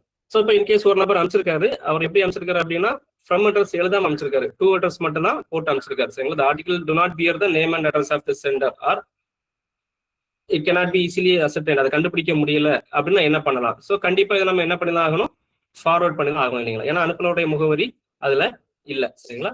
ஸோ அதை வந்துட்டு 2 டைப்பா கொடுத்துருப்பாங்க. ஒன்னு லெட்டரும் போஸ்ட் கார்டும் இருந்துச்சுன்னா லெட்டர் போஸ்ட் கார்டு ஏரோகிராம் இருந்துச்சுன்னா அதை எப்படி ட்ரீட் பண்ணணும், இதை தவிர்த்து மற்ற ஆர்டிகல்லாம் எப்படி ட்ரீட் பண்ணணும் அப்படின்ட்டு கொடுத்துருப்பாங்க சரிங்களா. ஸோ இன்கேஸ் அது லெட்டர் போஸ்ட் கார்டு ஏரோகிராமா இருந்துச்சு, பட் அதுல வந்து என்ன இருக்கு, போஸ்டேஜ் வந்து கம்மியா ஒட்டியிருக்காங்க. சரிங்களா? சரிங்க. ஸோ அது எப்படின்னா at least 75% of the surcharge or 50% of the combine charges the article will be forwarded by air. சரிங்களா? ஸோ ஏர் மெயில்னு எழுதியிருக்காங்க. ஏர் மெயில்னு எழுதிக்கிட்டு சர்சார்ஜ் வந்துட்டு சரி 75% இருந்துச்சு, அட்லீஸ்ட் 75% பே பண்ணியிருக்காங்க அப்படின்னா அதை என்ன பண்ணுவாங்க, ஏர்லயே டூ அட்ரஸுக்கு ஃபார்வர்ட் பண்ணியிருப்பாங்க. சரிங்களா? 75% கம்மியா இருந்துச்சுன்னா சர்ஃபஸ்ல ஃபார்வர்ட் பண்ணிப்பாங்க. சரிங்களா? ஸோ மொத்தமா ஒட்டியிருக்கிற அமௌண்ட்ங்கிறது வந்துட்டு அட்லீஸ்ட் 75% இருந்துச்சு, அல்லது கம்பைன்டு சார்ஜஸ்னா எதுக்கு வரும், ஏரோகிராமுக்கும் போஸ்ட் கார்டுக்கும் வரும். லெட்டர்னா 75%. ஸோ அதுவே ஏரோகிராமும் போஸ்ட் கார்டு இருந்துச்சுன்னா 50%. So at least 75% for letter or 50% for aerogrammes இருந்துச்சுன்னா அதை ஏர்லயே அனுப்பிச்சு வைப்பாங்க. அல்லது 75% குறைவா தான் ஒட்டியிருக்காங்க அப்படிங்கிற பட்சத்துல எப்படிதான் ஃபார்வர்ட் பண்ணிருப்பாங்க அப்படின்னா சர்ஃபஸ்ல ஃபார்வர்ட் பண்ணிருப்பாங்க. சரிங்களா? ஸோ இதுவே வந்துட்டு லெட்டர், போஸ்ட் கார்டு அல்லது ஏரோகிராம் தவிர்த்து அதர் இப்போ பல்க் பேக்கா இருக்கலாம் அல்லது பிரிண்டட் நியூஸ் பேப்பர்ஸா இருக்கலாம். சரிங்களா? ஸோ இங்கேயும் அதே தான், அட்லீஸ்ட் 75% கட்டியிருக்காங்க அப்படின்னா அதை வந்துட்டு எப்படி இது பண்றாங்க அப்படின்னா ஃபார்வர்டட் பை ஏர். சரிங்களா? பட் 75% கம்மியா இது பண்ணியிருக்காங்க அப்படிங்கிறப்ப வந்து என்ன எப்படி பண்றாங்கன்னா பை சர்ஃபஸ் தான். சரிங்களா? தட் மீன்ஸ் டெஃபிஷியன்சி இருக்கு. சரிங்களா? டெஃபிஷியன்சி இருக்கு அப்படின்னா அதை அட்லீஸ்ட் 75% வரைக்கும் பே பண்ணியிருக்காங்க. 100% பே பண்ணணும், பட் 75%க்கு மேல பே பண்ணியிருக்காங்க அப்படின்னா ஏர்ல ஃபார்வர்ட் ஆகும். 75% வரைக்கும் கூட பே பண்ணல, ஒரு 60% அளவு தான் பே பண்ணியிருக்காங்க அப்படின்னா அது சர்ஃபஸ் வழியா என்னாகும், ஃபார்வர்ட் ஆகும். சரிங்களா? தென் டாக்ஸ்டு, எல்லாமே டாக்ஸ்டு நீங்க போன கண்டிஷன் போட்டிருப்பாங்க. After being taxed with the deficiency. So tax போட்டு தான் அனுப்பிச்சுப்போம். சரிங்களா? ஸோ இங்க இருந்து வெளிநாட்டுக்கு போறப்போ இந்த டெஃபிஷியன்சி எவ்வளோங்கிறத கால்குலேட் பண்ணி டாக்ஸோட போகும். சரிங்களா? ஸோ 75%க்கு மேல பண்ணியிருந்தாங்க அப்படின்னா ஏர்ல போகும், 75%க்கு கீழே பே பண்ணியிருந்தாங்க அப்படின்னா சர்ஃபஸ்ல போகும். சிம்பிளா அவ்வளவுதான். சரிங்களா? ஸோ தென் வேற என்ன, ரெஜிஸ்ட்ரேஷன். ஸோ நம்மளோட இன்லேண்ட்ல நம்ம பார்த்துருப்போம் இல்லைங்களா, நார்மலா நம்ம ஒரு ஆர்டிகல் அனுப்புறோம், அந்த ஆர்டிகல் நம்ம என்ன பண்ணுவோம், எதிர் நம்ம சாதா தபால்னு சொல்லுவோம். சாதா தபால்னா அன்ரெஜிஸ்டர்டு, அது பாட்டுக்கு போகும், அதுக்கு எந்த விதமான ரெசிப்டும் கிடைக்காது இல்லைங்களா.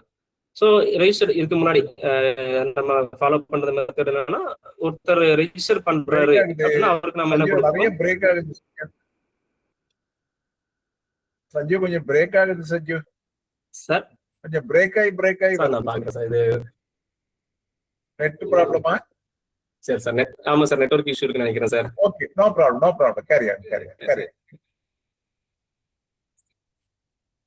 ஸோ ரெஜிஸ்ட்ரேஷன் அப்படிங்கிறது வந்துட்டு அடிஷனல் ஒரு சர்வீஸ். சரிங்களா? ஸோ நார்மலா அனுப்புறப்போ நமக்கு எந்த விதமான ரெசிப்டும் கிடையாது, அதுக்கு எந்த விதமான அக்கௌண்டபிலிட்டியும் இருக்காது இல்லைங்களா. ஸோ அதுவே நாம ரெஜிஸ்ட்ரேஷன் பண்ணி அனுப்புறப்போ நமக்கு என்ன கிடைக்கும், அதுக்கு ஒரு ட்ராக்கிங் ஐடி கிடைக்கும், அதுக்கு அக்கௌண்டபிலிட்டி இருக்கும். இது எந்த டைம்ல எந்த ஆஃபீஸ்க்கு போச்சு அப்படிங்கிறதான ஒரு ப்ராப்பரான ஒரு ட்ராக்கிங் நமக்கு கிடைக்கும் இல்லைங்களா. ஸோ இன்டர்நேஷனலை பொறுத்த வரைக்கும் நம்ம என்ன பண்ணிக்க முடியும், எதிர் நாம சாதா தபால அமைச்சிக்க முடியும், அல்லது அதே தபால நம்ம என்ன பண்ணிக்க முடியும், ரெஜிஸ்டர் பண்ணி நாம அமைச்சிக்க முடியும். சரிங்களா?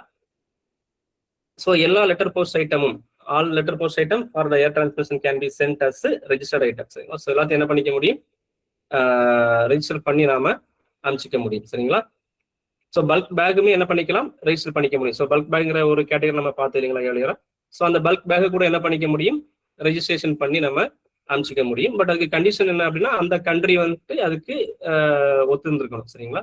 நம்ம கிட்ட வந்துட்டு ஏற்கனவே அக்ரிமெண்ட் எல்லாம் பண்ணியிருப்பாங்க. ஸோ அந்த அக்ரிமெண்ட் படி அந்த கண்ட்ரிக்கு ரெஜிஸ்டர்டு பல்க் பேக் அலௌடா இருந்துச்சுன்னா ஸோ அவங்க ரெஜிஸ்டர்ட் பல்க் பேக் அலோவ் பண்ணுவாங்க. இன்கேஸ் அந்த கண்ட்ரிக்கு ரெஜிஸ்டர்ட் பல்க் பேக் அலௌடு இல்லை அப்படின்னா அன்ரெஜிஸ்டர்டா தான் நம்ம என்ன பண்ண முடியும், அந்த கண்ட்ரிக்கு நாம அனுப்ப முடியும். சரிங்களா? ஸோ அதுக்கு வந்து நம்ம என்ன பண்ணியாகணும், ஸோ இப்போ நீங்க ஏர்லியரா நம்ம இங்க இருந்தப்ப பாத்தீங்கன்னா ஒரு சாதாரண ஒரு லெட்டர் நம்ம அனுப்புறோம் அப்படின்னா 5 ரூபாய் பே பண்ணிட்டு இருந்தோம். அதுக்கு அடிஷனலா ரெஜிஸ்ட்ரேஷன் ஃபீஸ்ன்னு பார்த்தோம்னா 22 ரூபாய் வாங்கிட்டு இருந்தோம் இல்லைங்களா ஏர்லியர், நான் பழைய இதை சொல்றேன். சரிங்களா?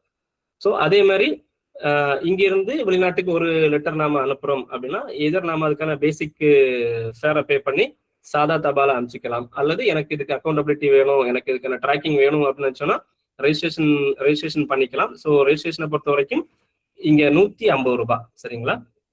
Letter, post card, small packets, printed papers, aerogramme, இது எல்லாத்தையுமே நீங்க என்ன பண்ணிக்க முடியும், ரெஜிஸ்டர் பண்ணிக்க முடியும். ஸோ ரெஜிஸ்ட்ரேஷன் ஃபீன்னு பாத்தீங்கன்னா 150 ரூபாய். ஞாபகம் வச்சுக்கோங்க, ஒரு தபால் ரெஜிஸ்டர் பண்ணி வெளிநாட்டுக்கு நம்ம அனுப்பணும் அப்படின்னா அதுக்கான சார்ஜஸ்ங்கிறது 150 ரூபாய்.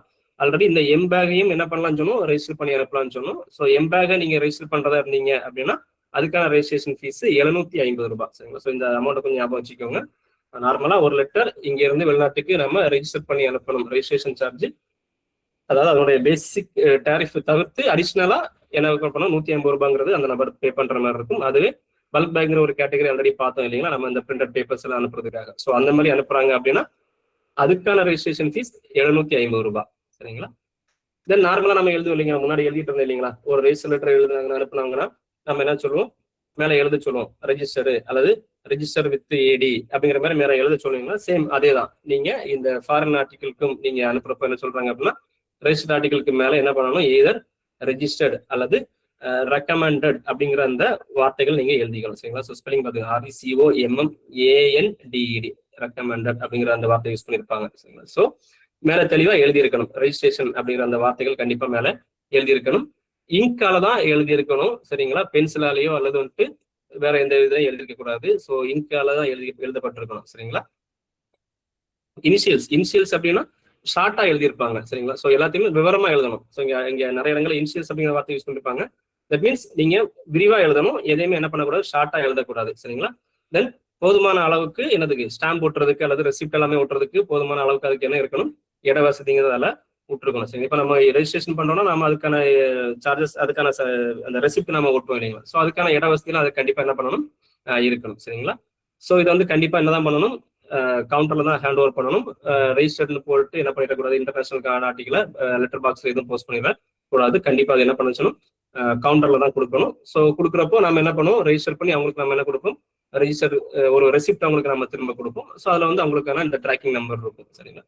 தென் அட்வைஸ் ஆஃப் டெலிவரி ஆல்ரெடி சொன்னேன், நம்ம யூஸ் பண்ணிட்டு இருக்கிற அக்னாலஜ்மெண்ட் அல்லது இப்போ நம்ம யூஸ் பண்ற அந்த டேம் ப்ரூஃப் ஆஃப் டெலிவரி அப்படிங்கிறத என்ன சொல்றாங்க இங்கே, அட்வைஸ் ஆஃப் டெலிவரி அப்படின்னு நம்ம சொல்றோம். சரிங்களா? ஸோ இதுக்கும் நம்ம தனி சார்ஜஸ் பண்ணணும் இல்லைங்களா. நம்ம இன்னர்ல பார்த்தோம்னா நம்ம என்ன பண்ணியிருப்போம், முன்னாடி பழைய இதில் பார்த்தீங்க அப்படின்னா 3 ரூபாய் நம்ம ரெஜிஸ்ட்ரேஷன் சார்ஜ் பே பண்ணியிருப்போம். இப்போ பார்த்தோம் அப்படின்னா நீங்க இந்த அக்னாலஜ்மெண்ட் நீங்க வைக்கிறீங்க அப்படின்னா 10 rupees பிளஸ் ஜிஎஸ்டி. சரிங்களா? ஸோ அந்த மாதிரி ஒரு சார்ஜஸ் பே பண்ணுவோம். அதே மாதிரி தான் இந்த ஃபாரின் ஆர்டிகளை பொறுத்த வரைக்கும் நீங்க ரெஜிஸ்ட்ரேஷன் பண்றீங்க, அதுக்கு ஒரு சார்ஜஸ் நம்ம பே பண்ற மாதிரி இருக்கும். தென் இந்த ஏடி அட்வைஸ் ஆஃப் டெலிவரின்னு சொல்றேன் இல்லைங்களா, இதே வச்சு அனுப்புறீங்க அப்படின்னா அதுக்கு தனியா நம்ம சார்ஜஸ் பே பண்ற மாதிரி இருக்கும். ஸோ அது எப்படி கொடுத்துருக்காங்க அப்படின்னா, இந்த டெஸ்டினேஷன் வந்துட்டு நேபாள் பூட்டானாவும் இருந்துச்சுன்னா 10 ரூபாயும், இது தவிர்த்து மீதி எந்த நாடா இருந்தாலும் அதுக்கு நம்ம அடிஷனலா எவ்வளவு பே பண்ணணும், 20 ரூபாய் பே பண்ணணும். இன்கேஸ் நீங்க ஒரு ஆர்டிகிள் ரெஜிஸ்டர் பண்றீங்க, கூடவே ஏடி அட்வைஸ் ஆஃப் டெலிவரி வைக்கிறீங்க அப்படின்னா இந்த 20 ரூபாய் நீங்க அடிஷனலா பே பண்ணணும். சரிங்களா? ஸோ கண்டிப்பா அதுல என்ன இருக்கணும், அந்த சென்டர் ரிசீவர் அவங்களுடைய அட்ரஸ் எல்லாமே அதில் எழுதப்பட்டிருக்கும். நீங்க ஸ்கிரீனை பார்த்தீங்கன்னா தெரியும். ஸோ இது முன்னாடி நாம யூஸ் பண்ணிக்கிட்டு இருந்த ஒரு அட்வைஸ் ஆஃப் டெலிவரி. சரிங்களா? ஸோ இதுல வந்துட்டு நம்ம நார்மலா இன்னன்ல ஒரு வகையான அக்னாலஜ்மெண்ட் கார்டெலாம் யூஸ் பண்ணிட்டு இருப்போம் இல்லைங்களா. ஸோ அதே மாதிரி இது இன்டர்நேஷனல் ஆர்டிகிளுக்கு நம்ம யூஸ் பண்ணிட்டு இருக்கிற ஒரு அட்வைஸ் ஆஃப் டெலிவரி அல்லது அக்னாலஜ்மெண்ட் கார்டுன்னு சொல்லுவீங்க. ஸோ அந்த இது ஸோ இங்க பார்த்தோம் அப்படின்னா எதர் அட்வைஸ் ஆஃப் டெலிவரி அப்படின்னு எழுதிக்கணும், அல்லது இந்த ஃப்ரெண்ட்ஸ் ஈக்குவலன்ட்ல பாத்தீங்க அப்படின்னா அவைஸ் டி ரிசப்ஷன் அப்படிங்கிற இந்த வார்த்தை யூஸ் பண்ணியிருப்பாங்க. சரிங்களா? ஸோ இந்த வார்த்தைகள் எல்லாம் கொஞ்சம் ஞாபகம் வச்சுக்கோங்க. சரிங்களா? இந்த ஃப்ரெண்ட்ஸ் ஈக்குவலண்ட் அல்லது வந்து லாட்டின் ஈக்குவலன்ஸ் வேர்ட்ஸ் எல்லாம் கொடுத்துருப்பாங்க இல்லைங்களா. ஸோ அதுக்கான ஈக்குவலண்ட் வேர்டு என்னங்கிறத ஞாபகம் வச்சுக்கோங்க. ஸோ அது இதை எதை மீன் பண்ணுது அப்படின்ட்டு மேபி கொஸ்டின் இருக்கலாம். ஸோ நீங்க ஈஸியாக அதை ஆன்சர் பண்ணிக்க முடியும். சரிங்களா? ஸோ அவைஸ் டி ரிசப்ஷன் அப்படின்னால இது என்னது, அட்வைஸ் ஆஃப் டெலிவரி. சரிங்களா? அல்லது இந்த மாதிரி ஏஆர் அப்படின்ட்டு என்ன கொடுத்துருப்பாங்க, ஷார்ட்டா கொடுத்துருக்கலாம். சரிங்களா? ஸோ இந்த அவைஸ் டி ரிசப்ஷன் அல்லது ஏஆர் அப்படின்ட்டு ஷார்ட்டா கூட அவங்க என்ன பண்ணிக்க முடியும், கொடுத்துருக்க முடியும். சரிங்களா? ஸோ இந்த வார்த்தைகள் கண்டிப்பா அந்த அக்னாலஜ்மெண்ட் கார்டில் வந்து கண்டிப்பா எழுதப்பட்டிருக்கணும். சரிங்களா? ஸோ வெயிட் கால்குலேட் பண்றப்போ இது எல்லாத்தையுமே சேர்த்து, இப்ப நம்ம வெயிட் ஒருத்தர் வந்து வெயிட் கேட்கறது அனுப்புறதுக்கு எவ்வளவு ஆகும் அப்படின்னா, ஏடி யூஸ் பண்றது அப்படின்னா இந்த ஏடியோட வெயிட்டையும் சேர்த்து தான் நம்ம என்ன பண்ணணும், கால்குலேட் பண்ணணும். ஸோ அதை அட்டாச் பண்ணதுக்கு அப்புறம் தான் வெயிட்டை வந்து கால்குலேட் பண்ணிக்கணும். சரிங்களா? ஸோ ஏடியோட வெயிட்டையும் சேர்ந்தது தான் ஆர்டிகல் வெயிட். சரிங்களா?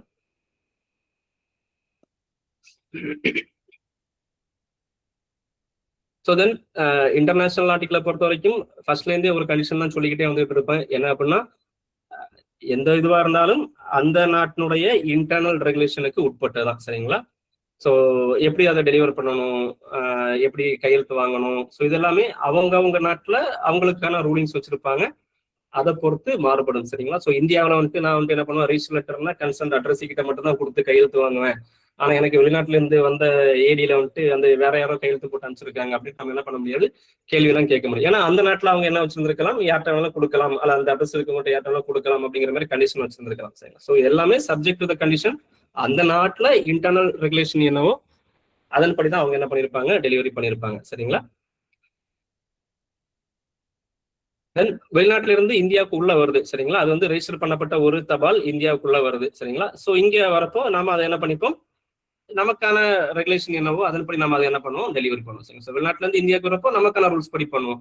அதுவே நாம அனுப்பின ஆர்டிகல் வெளிநாட்டுக்கு போகுது அப்படின்னா அவங்களுக்கான ரூல் என்னவோ அது படி பண்ணிருப்பாங்க. சரிங்களா? சோ அந்த மாதிரி பண்றப்போ நமக்கான ரூல் படி இதை வந்து என்ன பண்றோம், டெலிவரி பண்றோம். தென் ஏதாச்சும் டியூஸ் இருக்கு, டியூஸ் மீன்ஸ் கஸ்டம் டியூட்டி போட்டு அனுப்பிச்சிருப்பாங்க இல்லைங்களா? சோ கஸ்டம் டியூட்டி பத்தி ஆல்ரெடி சொல்லியிருக்கேன். வெளிநாட்டுல இருந்து ஒரு பொருள் வருது, அந்த நாட்டுல அதனுடைய மதிப்பு ஜாஸ்தியா இருந்திருக்கலாம், நம்ம நாட்டுல வரப்ப அதனுடைய வெளிநாட்டுல அதனுடைய மதிப்பு கம்மியா இருந்திருக்கலாம், நம்ம நாட்டுல அதனுடைய மதிப்பு வந்து பாத்தீங்கன்னா ஜாஸ்தியா இருந்திருக்கலாம். சோ இந்த மாதிரி சமயங்கள் அவங்க என்ன பண்ணுவாங்க, கஸ்டம் டியூட்டி அப்படிங்கறது இம்போஸ் பண்ணுவாங்க. சோ கஸ்டம் டியூட்டி, தென் கஸ்டம் கிளியரன்ஸ் ஃபீ அப்படிமா ஒரு 30 ரூபாய் பாத்தீங்கன்னா கஸ்டம் கிளியரன்ஸ் ஃபீன்னு போட்டிருப்பாங்க. சோ இது எல்லாத்தையுமே நம்ம என்ன பண்ணிக்கலாம், கஸ்டமர்ட்டு வாங்கிட்டு தான் நம்ம என்ன பண்ண முடியும், இந்த ஆர்டிகல் ரெஜிஸ்ட்ரேஷன் ஆர்டிகல் நம்ம என்ன பண்ண முடியும், டெலிவரி பண்ண முடியும். சரிங்களா?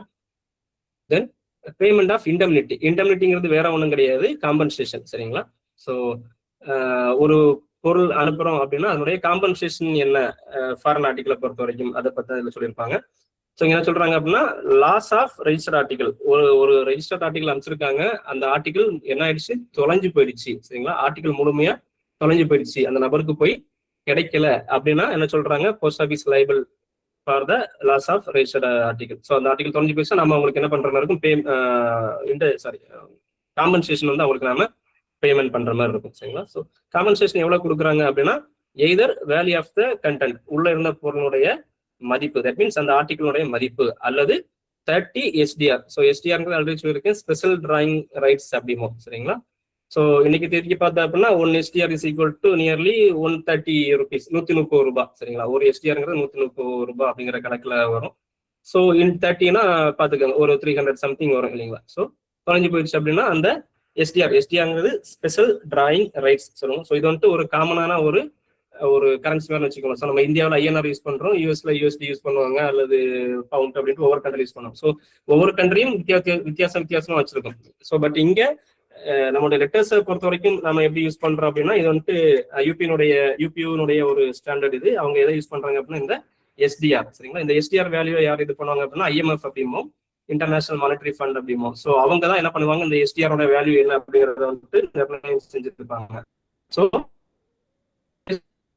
மதிப்புலையோ அல்லது அமெரிக்க மதிப்புலையோ இருக்காது, முழுக்க எப்படி சொல்லியிருப்பாங்க அப்படின்னா SDRல தான் டீல் பண்ணியிருப்பாங்க. சரிங்களா?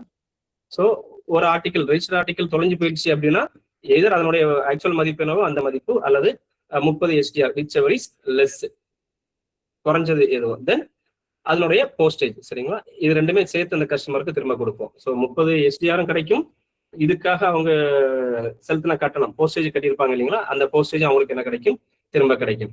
இதுவே ஒரு பல்க் பேக் தொலைஞ்சு போயிடுச்சு, லாஸ் ஆயிடுச்சு அப்படின்னா அதுக்கு 150 SDR வந்து அவங்களுக்கு கிடைக்கும். சரிங்களா? Bulk pack. சாதா லெட்டர்னா 30 SDR அல்லது அந்த பொருளுடைய actual value whichever is less. அதுவே பல்க் பேக் இருந்துச்சுன்னா 150 ரூபாய். சரிங்களா? இதுல நமக்கு சில எக்ஸம்ஷன் இருக்கு. எப்ப கொடுக்க மாட்டோம்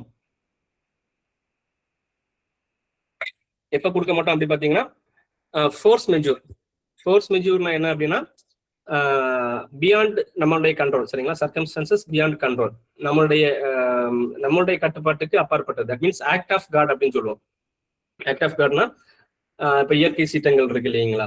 ஸோ ஃபார் எக்ஸாம்பிள் ஃபிளைட்ல எங்கேருந்து அனுப்புறோம், இன்டர்நேஷனல் ஆர்டிகலை பொறுத்த வரைக்கும் அது ஃபிளைட்ல டிரான்ஸ்மிட் ஆகுது. ஸோ இன்கேஸ் ஏதோ ஒன்று ஆயிடுச்சு, அந்த ஃபிளைட்டுக்கு ஏதோ ஆக்சிடென்ட் ஆயிடுச்சு, அல்லது சர்ஃபஸ்ன்னு எடுத்துக்கோங்களேன், கப்பல்ல போகிறோம் இல்லைங்களா, நம்மளுடைய இந்த லெட்டர் வந்து கப்பல்ல போகுது. ஸோ போறவள்ள மேபி ஏதோ ஒரு இயற்கை சீற்றத்தினால ஏதோ ஆகிடலாம். ஸோ இந்த மாதிரியான காரணங்கள்னால ஒரு ஆர்டிகல் தொலைஞ்சு போயிடுச்சு, சரிங்களா, கஸ்டமருக்கு நம்மளால டெலிவரி பண்ண முடியல அப்படின்னா நம்ம வந்து என்ன பண்ண மாட்டோம்னா காம்பன்சேஷன் கொடுக்க மாட்டோம். சரிங்களா? ஸோ ஃபோர்ஸ் மெஜூருக்கு நம்ம என்ன பண்ண மாட்டோம், காம்பன்சேஷன் கொடுக்க மாட்டோம். சரிங்களா? தென் உள்ள வந்து என்ன பண்ணிருக்காங்க அப்படின்னா, தடை செய்யப்பட்ட பொருள் ஏதோ வச்சிருக்காங்க. ஸோ எதர் கன்ஃபிஸ்கேட்டட், அதாவது பறிமுதல் செஞ்சிருப்பாங்க. எப்ப பறிமுதல் செஞ்சிருப்பாங்க அப்படின்னா உள்ள வந்துட்டு ஏதாச்சும் தடை செய்யப்பட்ட பொருள் வச்சிருந்திருப்பாங்க சரிங்களா. ஸோ நம்ம நாட்டுல அலோவ் பண்ற ஒரு பொருள் டெஸ்டினேஷன் கண்ட்ரில நாட் அலோடா இருக்கும் சரிங்களா, ப்ராஹிபிட்டடா இருக்கும், தடை செய்யப்பட்டிருக்கும். ஸோ இங்க இருந்து ஈஸியா போயிடும். பட் அந்த நாட்டுல போய் ரிசீவ் ஆகிறப்ப அவங்க என்ன பண்ணிருப்பாங்க, இந்த பொருள் எங்க நாட்டுக்குள்ளாடி வரக்கூடாது, தடை செய்யப்பட்டது அப்படின்ட்டு அவங்க என்ன பண்ணுவாங்க, அந்த பொருளை பறிமுதல் பண்ணியிருப்பாங்க. ஸோ அவங்க அதை பறிமுதல் பண்ணியிருப்பாங்க. அதனால நம்மளால என்ன பண்ண முடியாது, டெலிவரி பண்ணிருக்க முடியாது. ஸோ இந்த சிச்சுவேஷன் நம்ம என்ன பண்ண மாட்டோம், காம்பன்சேஷன் பே பண்ண மாட்டோம். ஏன்னா அந்த பொருள் பறிமுதல் செய்யப்பட்டது அந்த நாட்டால். ஸோ இது நம்ம நாட்டிலேயோ ஏதர் நம்ம நாட்டிலேயோ அல்லது டெஸ்டினேஷன் கண்ட்ரிலேயோ சரிங்களா, 2 நாடுகள்ல எந்த நாட்டுல பறிமுதல் செஞ்சாலும் இந்த நபருக்கு என்ன கிடைக்காது, காம்பன்சேஷன்ங்கிறது கிடையாது சரிங்களா. அல்லது ஒரு நபர் பொருளை அனுப்பிச்சிட்டாரு, ஒரு வருஷம் வரைக்கும் அவர் என்ன பண்ணல, கம்ப்ளைண்டே பண்ணல சரிங்களா. 1 வருஷம் தாண்டி வந்து கம்ப்ளைண்ட் பண்றாரு, நான் இந்த தேதியில ஒரு பொருள் அனுப்பிச்சேன், ரெஜிஸ்ட்ரேஷன் பண்ணி அனுப்பிச்சேன், எனக்கு அது கிடைக்கல அப்படின்ட்டு 1 வருஷம் தாண்டி வந்து கம்ப்ளைண்ட் பண்ணாலும் அவருக்கு என்ன கிடைக்காது, காம்பன்சேஷன்ங்கிறது கிடைக்காது சரிங்களா. ஸோ இண்டெம்னிட்டி அப்படிங்கிறது காம்பன்சேஷன் அப்படின்னு வச்சுக்கோங்க சரிங்களா. தென் இதுல வார்த்தைகளை பார்த்தீங்க அப்படின்னா தெரியும், லாஸ் ஆஃப் ரிஜிஸ்டர்ட் ஆர்டிகல் சரிங்களா. முழுக்க ஆர்டிகல் தொலைஞ்சு போயிருந்தா மட்டும்தான் காம்பன்சேஷன் கொடுக்குறோம். But no indemnity is payable for the loss or damage of the contents of the registered article சரிங்களா. தட்ஸ் மீன்ஸ் ஆர்டிகல் போய் சேர்ந்துருச்சு, பட் அதுக்கு உள்ளாடி இருந்த பொருள் ஏதோ தொலைஞ்சு போயிடுச்சு அப்படின்னு அவங்களுக்கு என்ன கொடுக்க மாட்டோம், காம்பன்சேஷன் கொடுக்க மாட்டோம் சரிங்களா. முழுக்க அந்த ஆர்டிகல் மொத்தமா தொலைஞ்சு போயிடுச்சுன்னா மட்டும்தான் காம்பன்சேஷன் கொடுக்குறோம். ஆர்டிகல் போய் சேர்ந்துருக்கு, பட் உள்ளுக்குள்ள இருந்த கண்டென்ட் டேமேஜ் ஆயிருக்கு அல்லது வந்துட்டு தொலைஞ்சு போயிடுச்சு அப்படின்னா என்ன கிடையாது, காம்பன்சேஷன்ங்கிறது கிடையாது. ஸோ அப்படின்னா அவங்க என்ன பண்ணிருக்கணும் அப்படின்னா கண்டிப்பா என்ன பண்ணிருக்கணும், இன்சூர் பண்ணியிருந்திருக்கோம் சரிங்களா. ஸோ இன்சூர் பண்ணியிருந்தாங்க அப்படின்னா அவங்களுக்கு என்ன கிடைக்கும், காம்பன்சேஷன் கிடைக்கும். இன்சூர் பண்ணாத வரைக்கும் முழுமையா தொலைஞ்சு போயிருந்துச்சுன்னா மட்டும்தான் என்ன கிடைக்கும், காம்பன்சேஷன் கிடைக்கும். போய் சேர்ந்துருச்சு பட் பார்சியலி டேமேஜ்டு அல்லது பார்சியல் லாஸ் அப்படின்னா அது என்ன கிடையாது, காம்பன்சேஷன்ங்கிறது கிடையாது சரிங்களா. ஸோ காம்பன்சேஷன் யாருக்கு கொடுப்பாங்க அப்படின்னா பொதுவா யாருக்கு கொடுப்பாங்கன்னா சென்டர் சரிங்களா. யார் இந்த லெட்டர் அனுப்பிச்சாங்களோ அவங்களுக்கு தான் என்ன கொடுப்போம், காம்பன்சேஷன். அவங்க தான் காம்பன்சேஷன் கிளைம் பண்றதுக்கு எலிஜிபிள் சரிங்களா, அவங்களுக்கு கொடுக்குறோம். இல்ல அவர் என்ன பண்ணலாம், வெய்வ் ஆஃப் பண்ணலாம். தட் மீன்ஸ் அவர் என்ன பண்றாரு, அட்ரஸுக்கு கொடுத்துருங்க அப்படின்ட்டு அவர் என்ன பண்றாரு, விட்டு கொடுக்குறாரு சரிங்களா. எனக்கு வேண்டாம், இந்த பொருளுடைய இந்த காம்பன்சேஷன் வந்து யாருக்கு கொடுத்துருங்க, ரிசீவர் இருக்காரு இல்லைங்களா, ரிசீவருக்கு கொடுத்துருங்க அப்படின்ட்டு அவர் என்ன பண்றாரு, நம்ம கிட்ட எழுத்துப்பூர்வமா விட்டு அவரு அதை விட்டு கொடுக்க சம்மதிக்கிறாரு சரிங்களா. ஸோ அப்படிங்கிற சிச்சுவேஷன்ல நம்ம இந்த காம்பன்சேஷன் யார் பே பண்ணுவா, டெஸ்டினேஷன் கண்ட்ரில அவங்க பே பண்ணிப்பாங்க சரிங்களா. ஸோ இப்போ இன்கேஸ் நான் அனுப்பிச்சிருக்கேன், வெளிநாட்டுல இருக்க யூஎஸ்ல இருக்கிற என்னோட நண்பருக்கு நான் அனுப்பிச்சிருக்கேன், அந்த பொருள் வந்து அவருக்கு போய் சேரல, தொலைஞ்சு போயிடுச்சுன்னு சொல்றாங்க. ஸோ இப்போ காம்பன்சேஷன் வாங்குறதுக்கு நான் தான் எலிஜிபிள். இப்போ நான் என்ன சொல்றேன், எனக்கு வேண்டாம், இந்த காம்பன்சேஷன் அமௌண்ட் யாருக்கு கொடுத்துருங்க, என்னோட நண்பர் யூஎஸ்ல இருக்கிற என்னோட நண்பருக்கு கொடுத்துருங்க அப்படின்னு நான் சொல்றேன் சரிங்களா. ஸோ இது நான் ரிட்டர்ன்ல நான் கொடுக்கும் பட்சத்துல அவங்களுக்கு காம்பன்சேஷன் பே பண்ணுவாங்க சரிங்களா.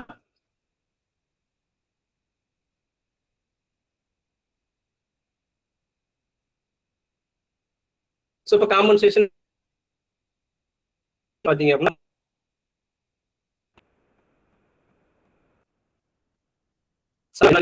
அந்த ஆர்டிகல் கிடைச்சிருச்சு சரிங்களா. ஸோ இப்போ ஆல்ரெடி எனக்கு காம்பன்சேஷன் பே பண்ணிட்டாங்க. பட் இப்போ அந்த போஸ்டல் டிபார்ட்மெண்ட் என்ன பண்றாங்க, அந்த ஆர்டிகலை கண்டுபிடிச்சாங்க. அந்த ஆர்டிகல் கண்டுபிடிச்சிட்டு இப்போ திரும்ப எங்கிட்ட கொண்டு வராங்க சரிங்களா. இந்த மாதிரி நீங்க ஆல்ரெடி ஒரு ஆர்டிகல் தொலைஞ்சு போயிடுச்சுன்னு சொல்லியிருந்தீங்க, அதுக்கு நாங்கள் உங்களுக்கு காம்பன்சேஷன் பே பண்ணிட்டோம். பட் இப்போ இந்த ஆர்டிகல் என்ன ஆயிடுச்சு, கிடைச்சிருச்சு, இப்போ நீங்க என்ன பண்றீங்க, இந்த ஆர்டிகிளா வாங்குறீங்களா அப்படின்ட்டு கேட்கறாங்க சரிங்களா. ஸோ ஃபர்ஸ்ட் யூஸ்வலா இது யாருக்கு போகும் அப்படின்னா நம்ம டூ அட்ரஸ் யாரோ அவங்களுக்கு தான் போகும். இந்த ஆர்டிகிள் நீங்க வாங்கிக்கிறீங்களா அப்படின்ட்டு கேட்கறாங்க.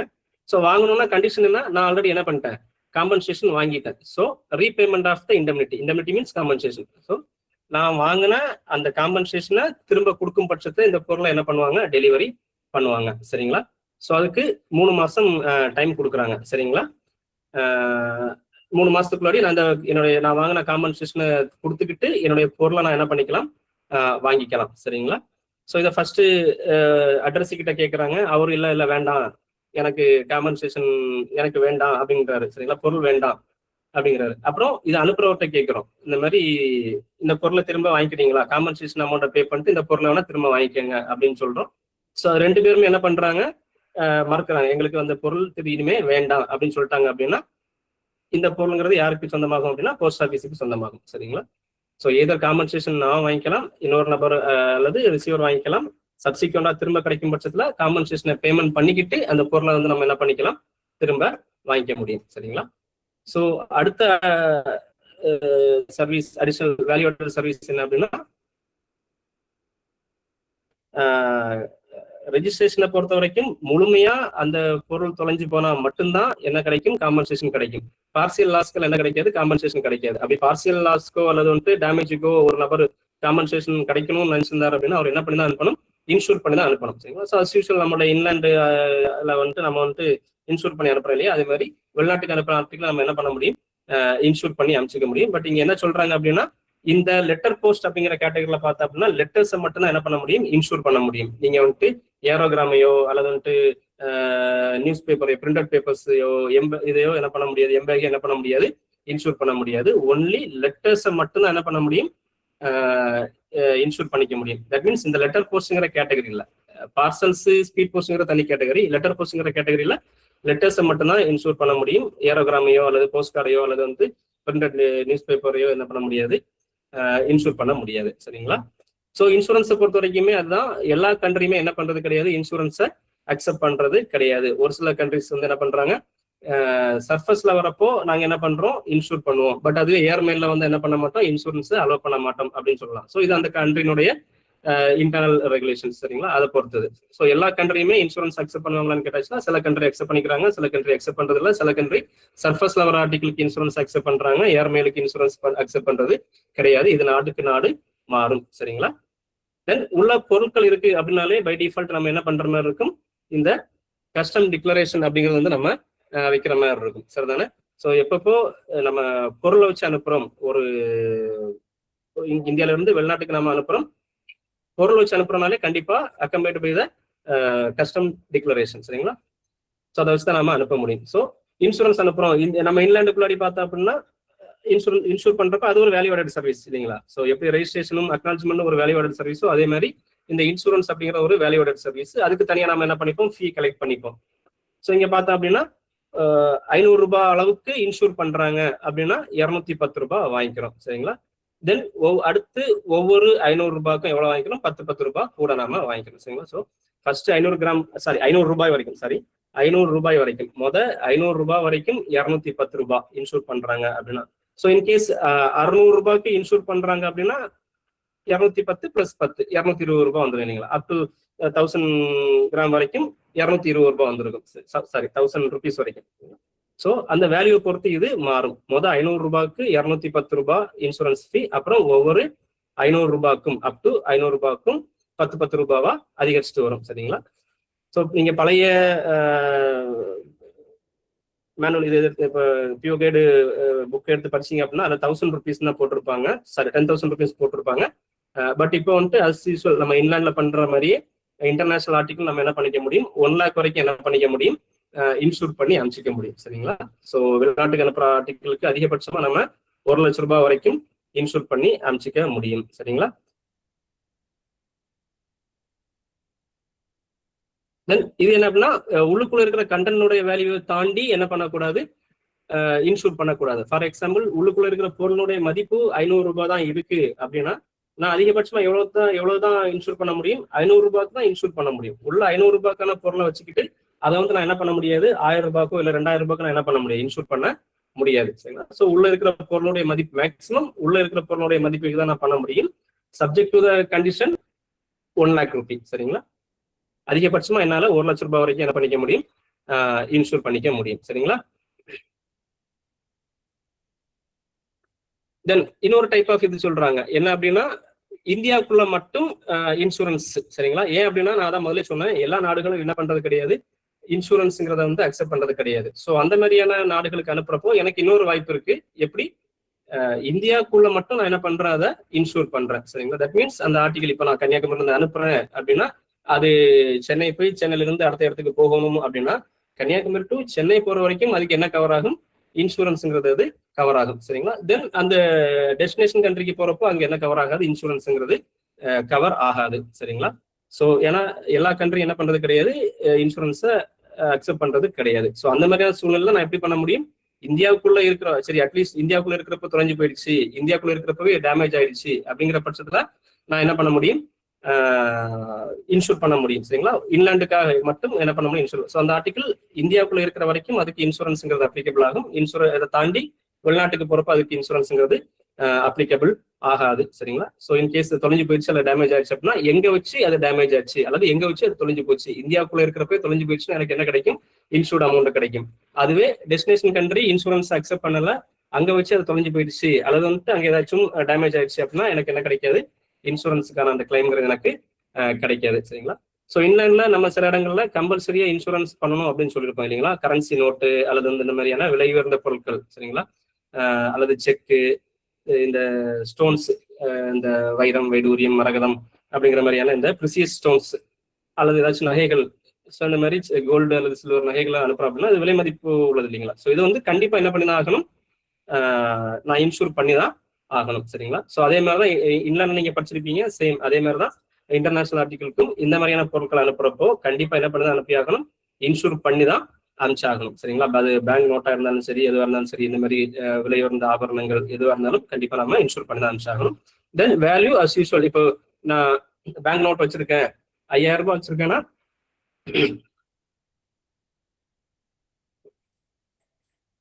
என்னோட இன்சூரன்ஸ் வேல்யூ எவ்வளவுதான் இருக்க முடியும், 5000 ரூபாய் தான் இருக்க முடியும். சரிங்களா? அதனுடைய மதிப்பை தாண்டி நான் என்ன பண்ண முடியாது, ஆக்சுவல் வேல்யூ அதை தாண்டி நான் என்ன பண்ண முடியாது, இன்சூர் பண்ண முடியாது. சரிங்களா?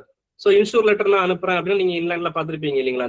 நீங்க ஆஃபீஸ்ல கூட நீங்க பாத்துருக்க வாய்ப்பு இருக்கீங்களா? ஸோ இன்சூர் லெட்டர் அனுப்புறப்ப பக்காவை என்ன பண்ணி வச்சிருப்பாங்க, 4 பக்கமும் சீல் பண்ணியிருப்பாங்க, இல்ல மோர் தென் 4 சீல்ஸ் எல்லாம் வச்சிருப்பாங்க இல்லைங்களா? ஸோ அந்த மாதிரி அரக்கு வச்சு வேக்ஸ் வச்சு சீல் வச்சிருப்பாங்க, தென் நூல் போட்டு கிராஸா கட்டியிருப்பாங்க இல்லைங்களா? ஸோ அந்த மாதிரியான சில கண்டிஷன்ஸ் இங்கேயும் இருக்கு. ஸோ லெட்டர்ஸை பொறுத்த வரைக்கும் பாத்தீங்க அப்படின்னா ஒரு என்வலப்புக்குள்ளாடி வச்சிருக்காங்க அப்படின்னா அது வந்துட்டு ஒரு சிங்கிள் பீஸ்ல செஞ்சதா இருக்கும். சரிங்களா? சும்மா துண்டு துண்டா ஒட்டி ஒட்டி வச்சிருக்க ஒரு சிங்கிள் பீஸ்ல செய்யப்பட்ட என்வலப்பா இருக்கணும். சரிங்களா? தென் டிரான்ஸ்பரண்டாவும் இருக்கக்கூடாது, உள்ளுக்குள்ள என்ன பொருள் இருக்கு அப்படிங்கிறது வந்துட்டு வெளியே தெரியக்கூடாது. சரிங்களா? டிரான்ஸ்பரண்டா இருக்கக்கூடாது. அல்லது வந்துட்டு பேனல் என்வலப் நான் ஆல்ரெடி சொல்லியிருக்கேன் இல்லைங்களா? ஒரு சின்ன ஒரு ஓப்பன் ஒரு விண்டோ இருக்கும், அதுல என்ன போட்டிருப்பாங்க, இந்த கண்ணாடி பேப்பர் போட்டிருப்பாங்க இல்லைங்களா? ஸோ அந்த மாதிரி பேனல்ல இருக்கக்கூடாது. தட் மீன்ஸ் உள்ள என்ன இருக்கு அப்படிங்கிறது வெளியே தெரியக்கூடாது. சரிங்களா? ஸோ அதான் சொல்லியிருப்பாங்க, நீங்க வந்துட்டு டிரான்ஸ்பரண்டான என்வலப்லயோ அல்லது வந்துட்டு இந்த மாதிரியான பேனல் இதுலயே வந்து நீங்க என்ன பண்ணக்கூடாது, அனுப்ப கூடாது. உங்களுக்கு தேவையான அளவுக்கு நீங்க என்ன பண்ணிக்கலாம், இந்த சீல் அரக்கு வச்சு நீங்க என்ன பண்ணிக்க முடியும், இந்த சீல் பண்ணிக்கலாம். சரிங்களா?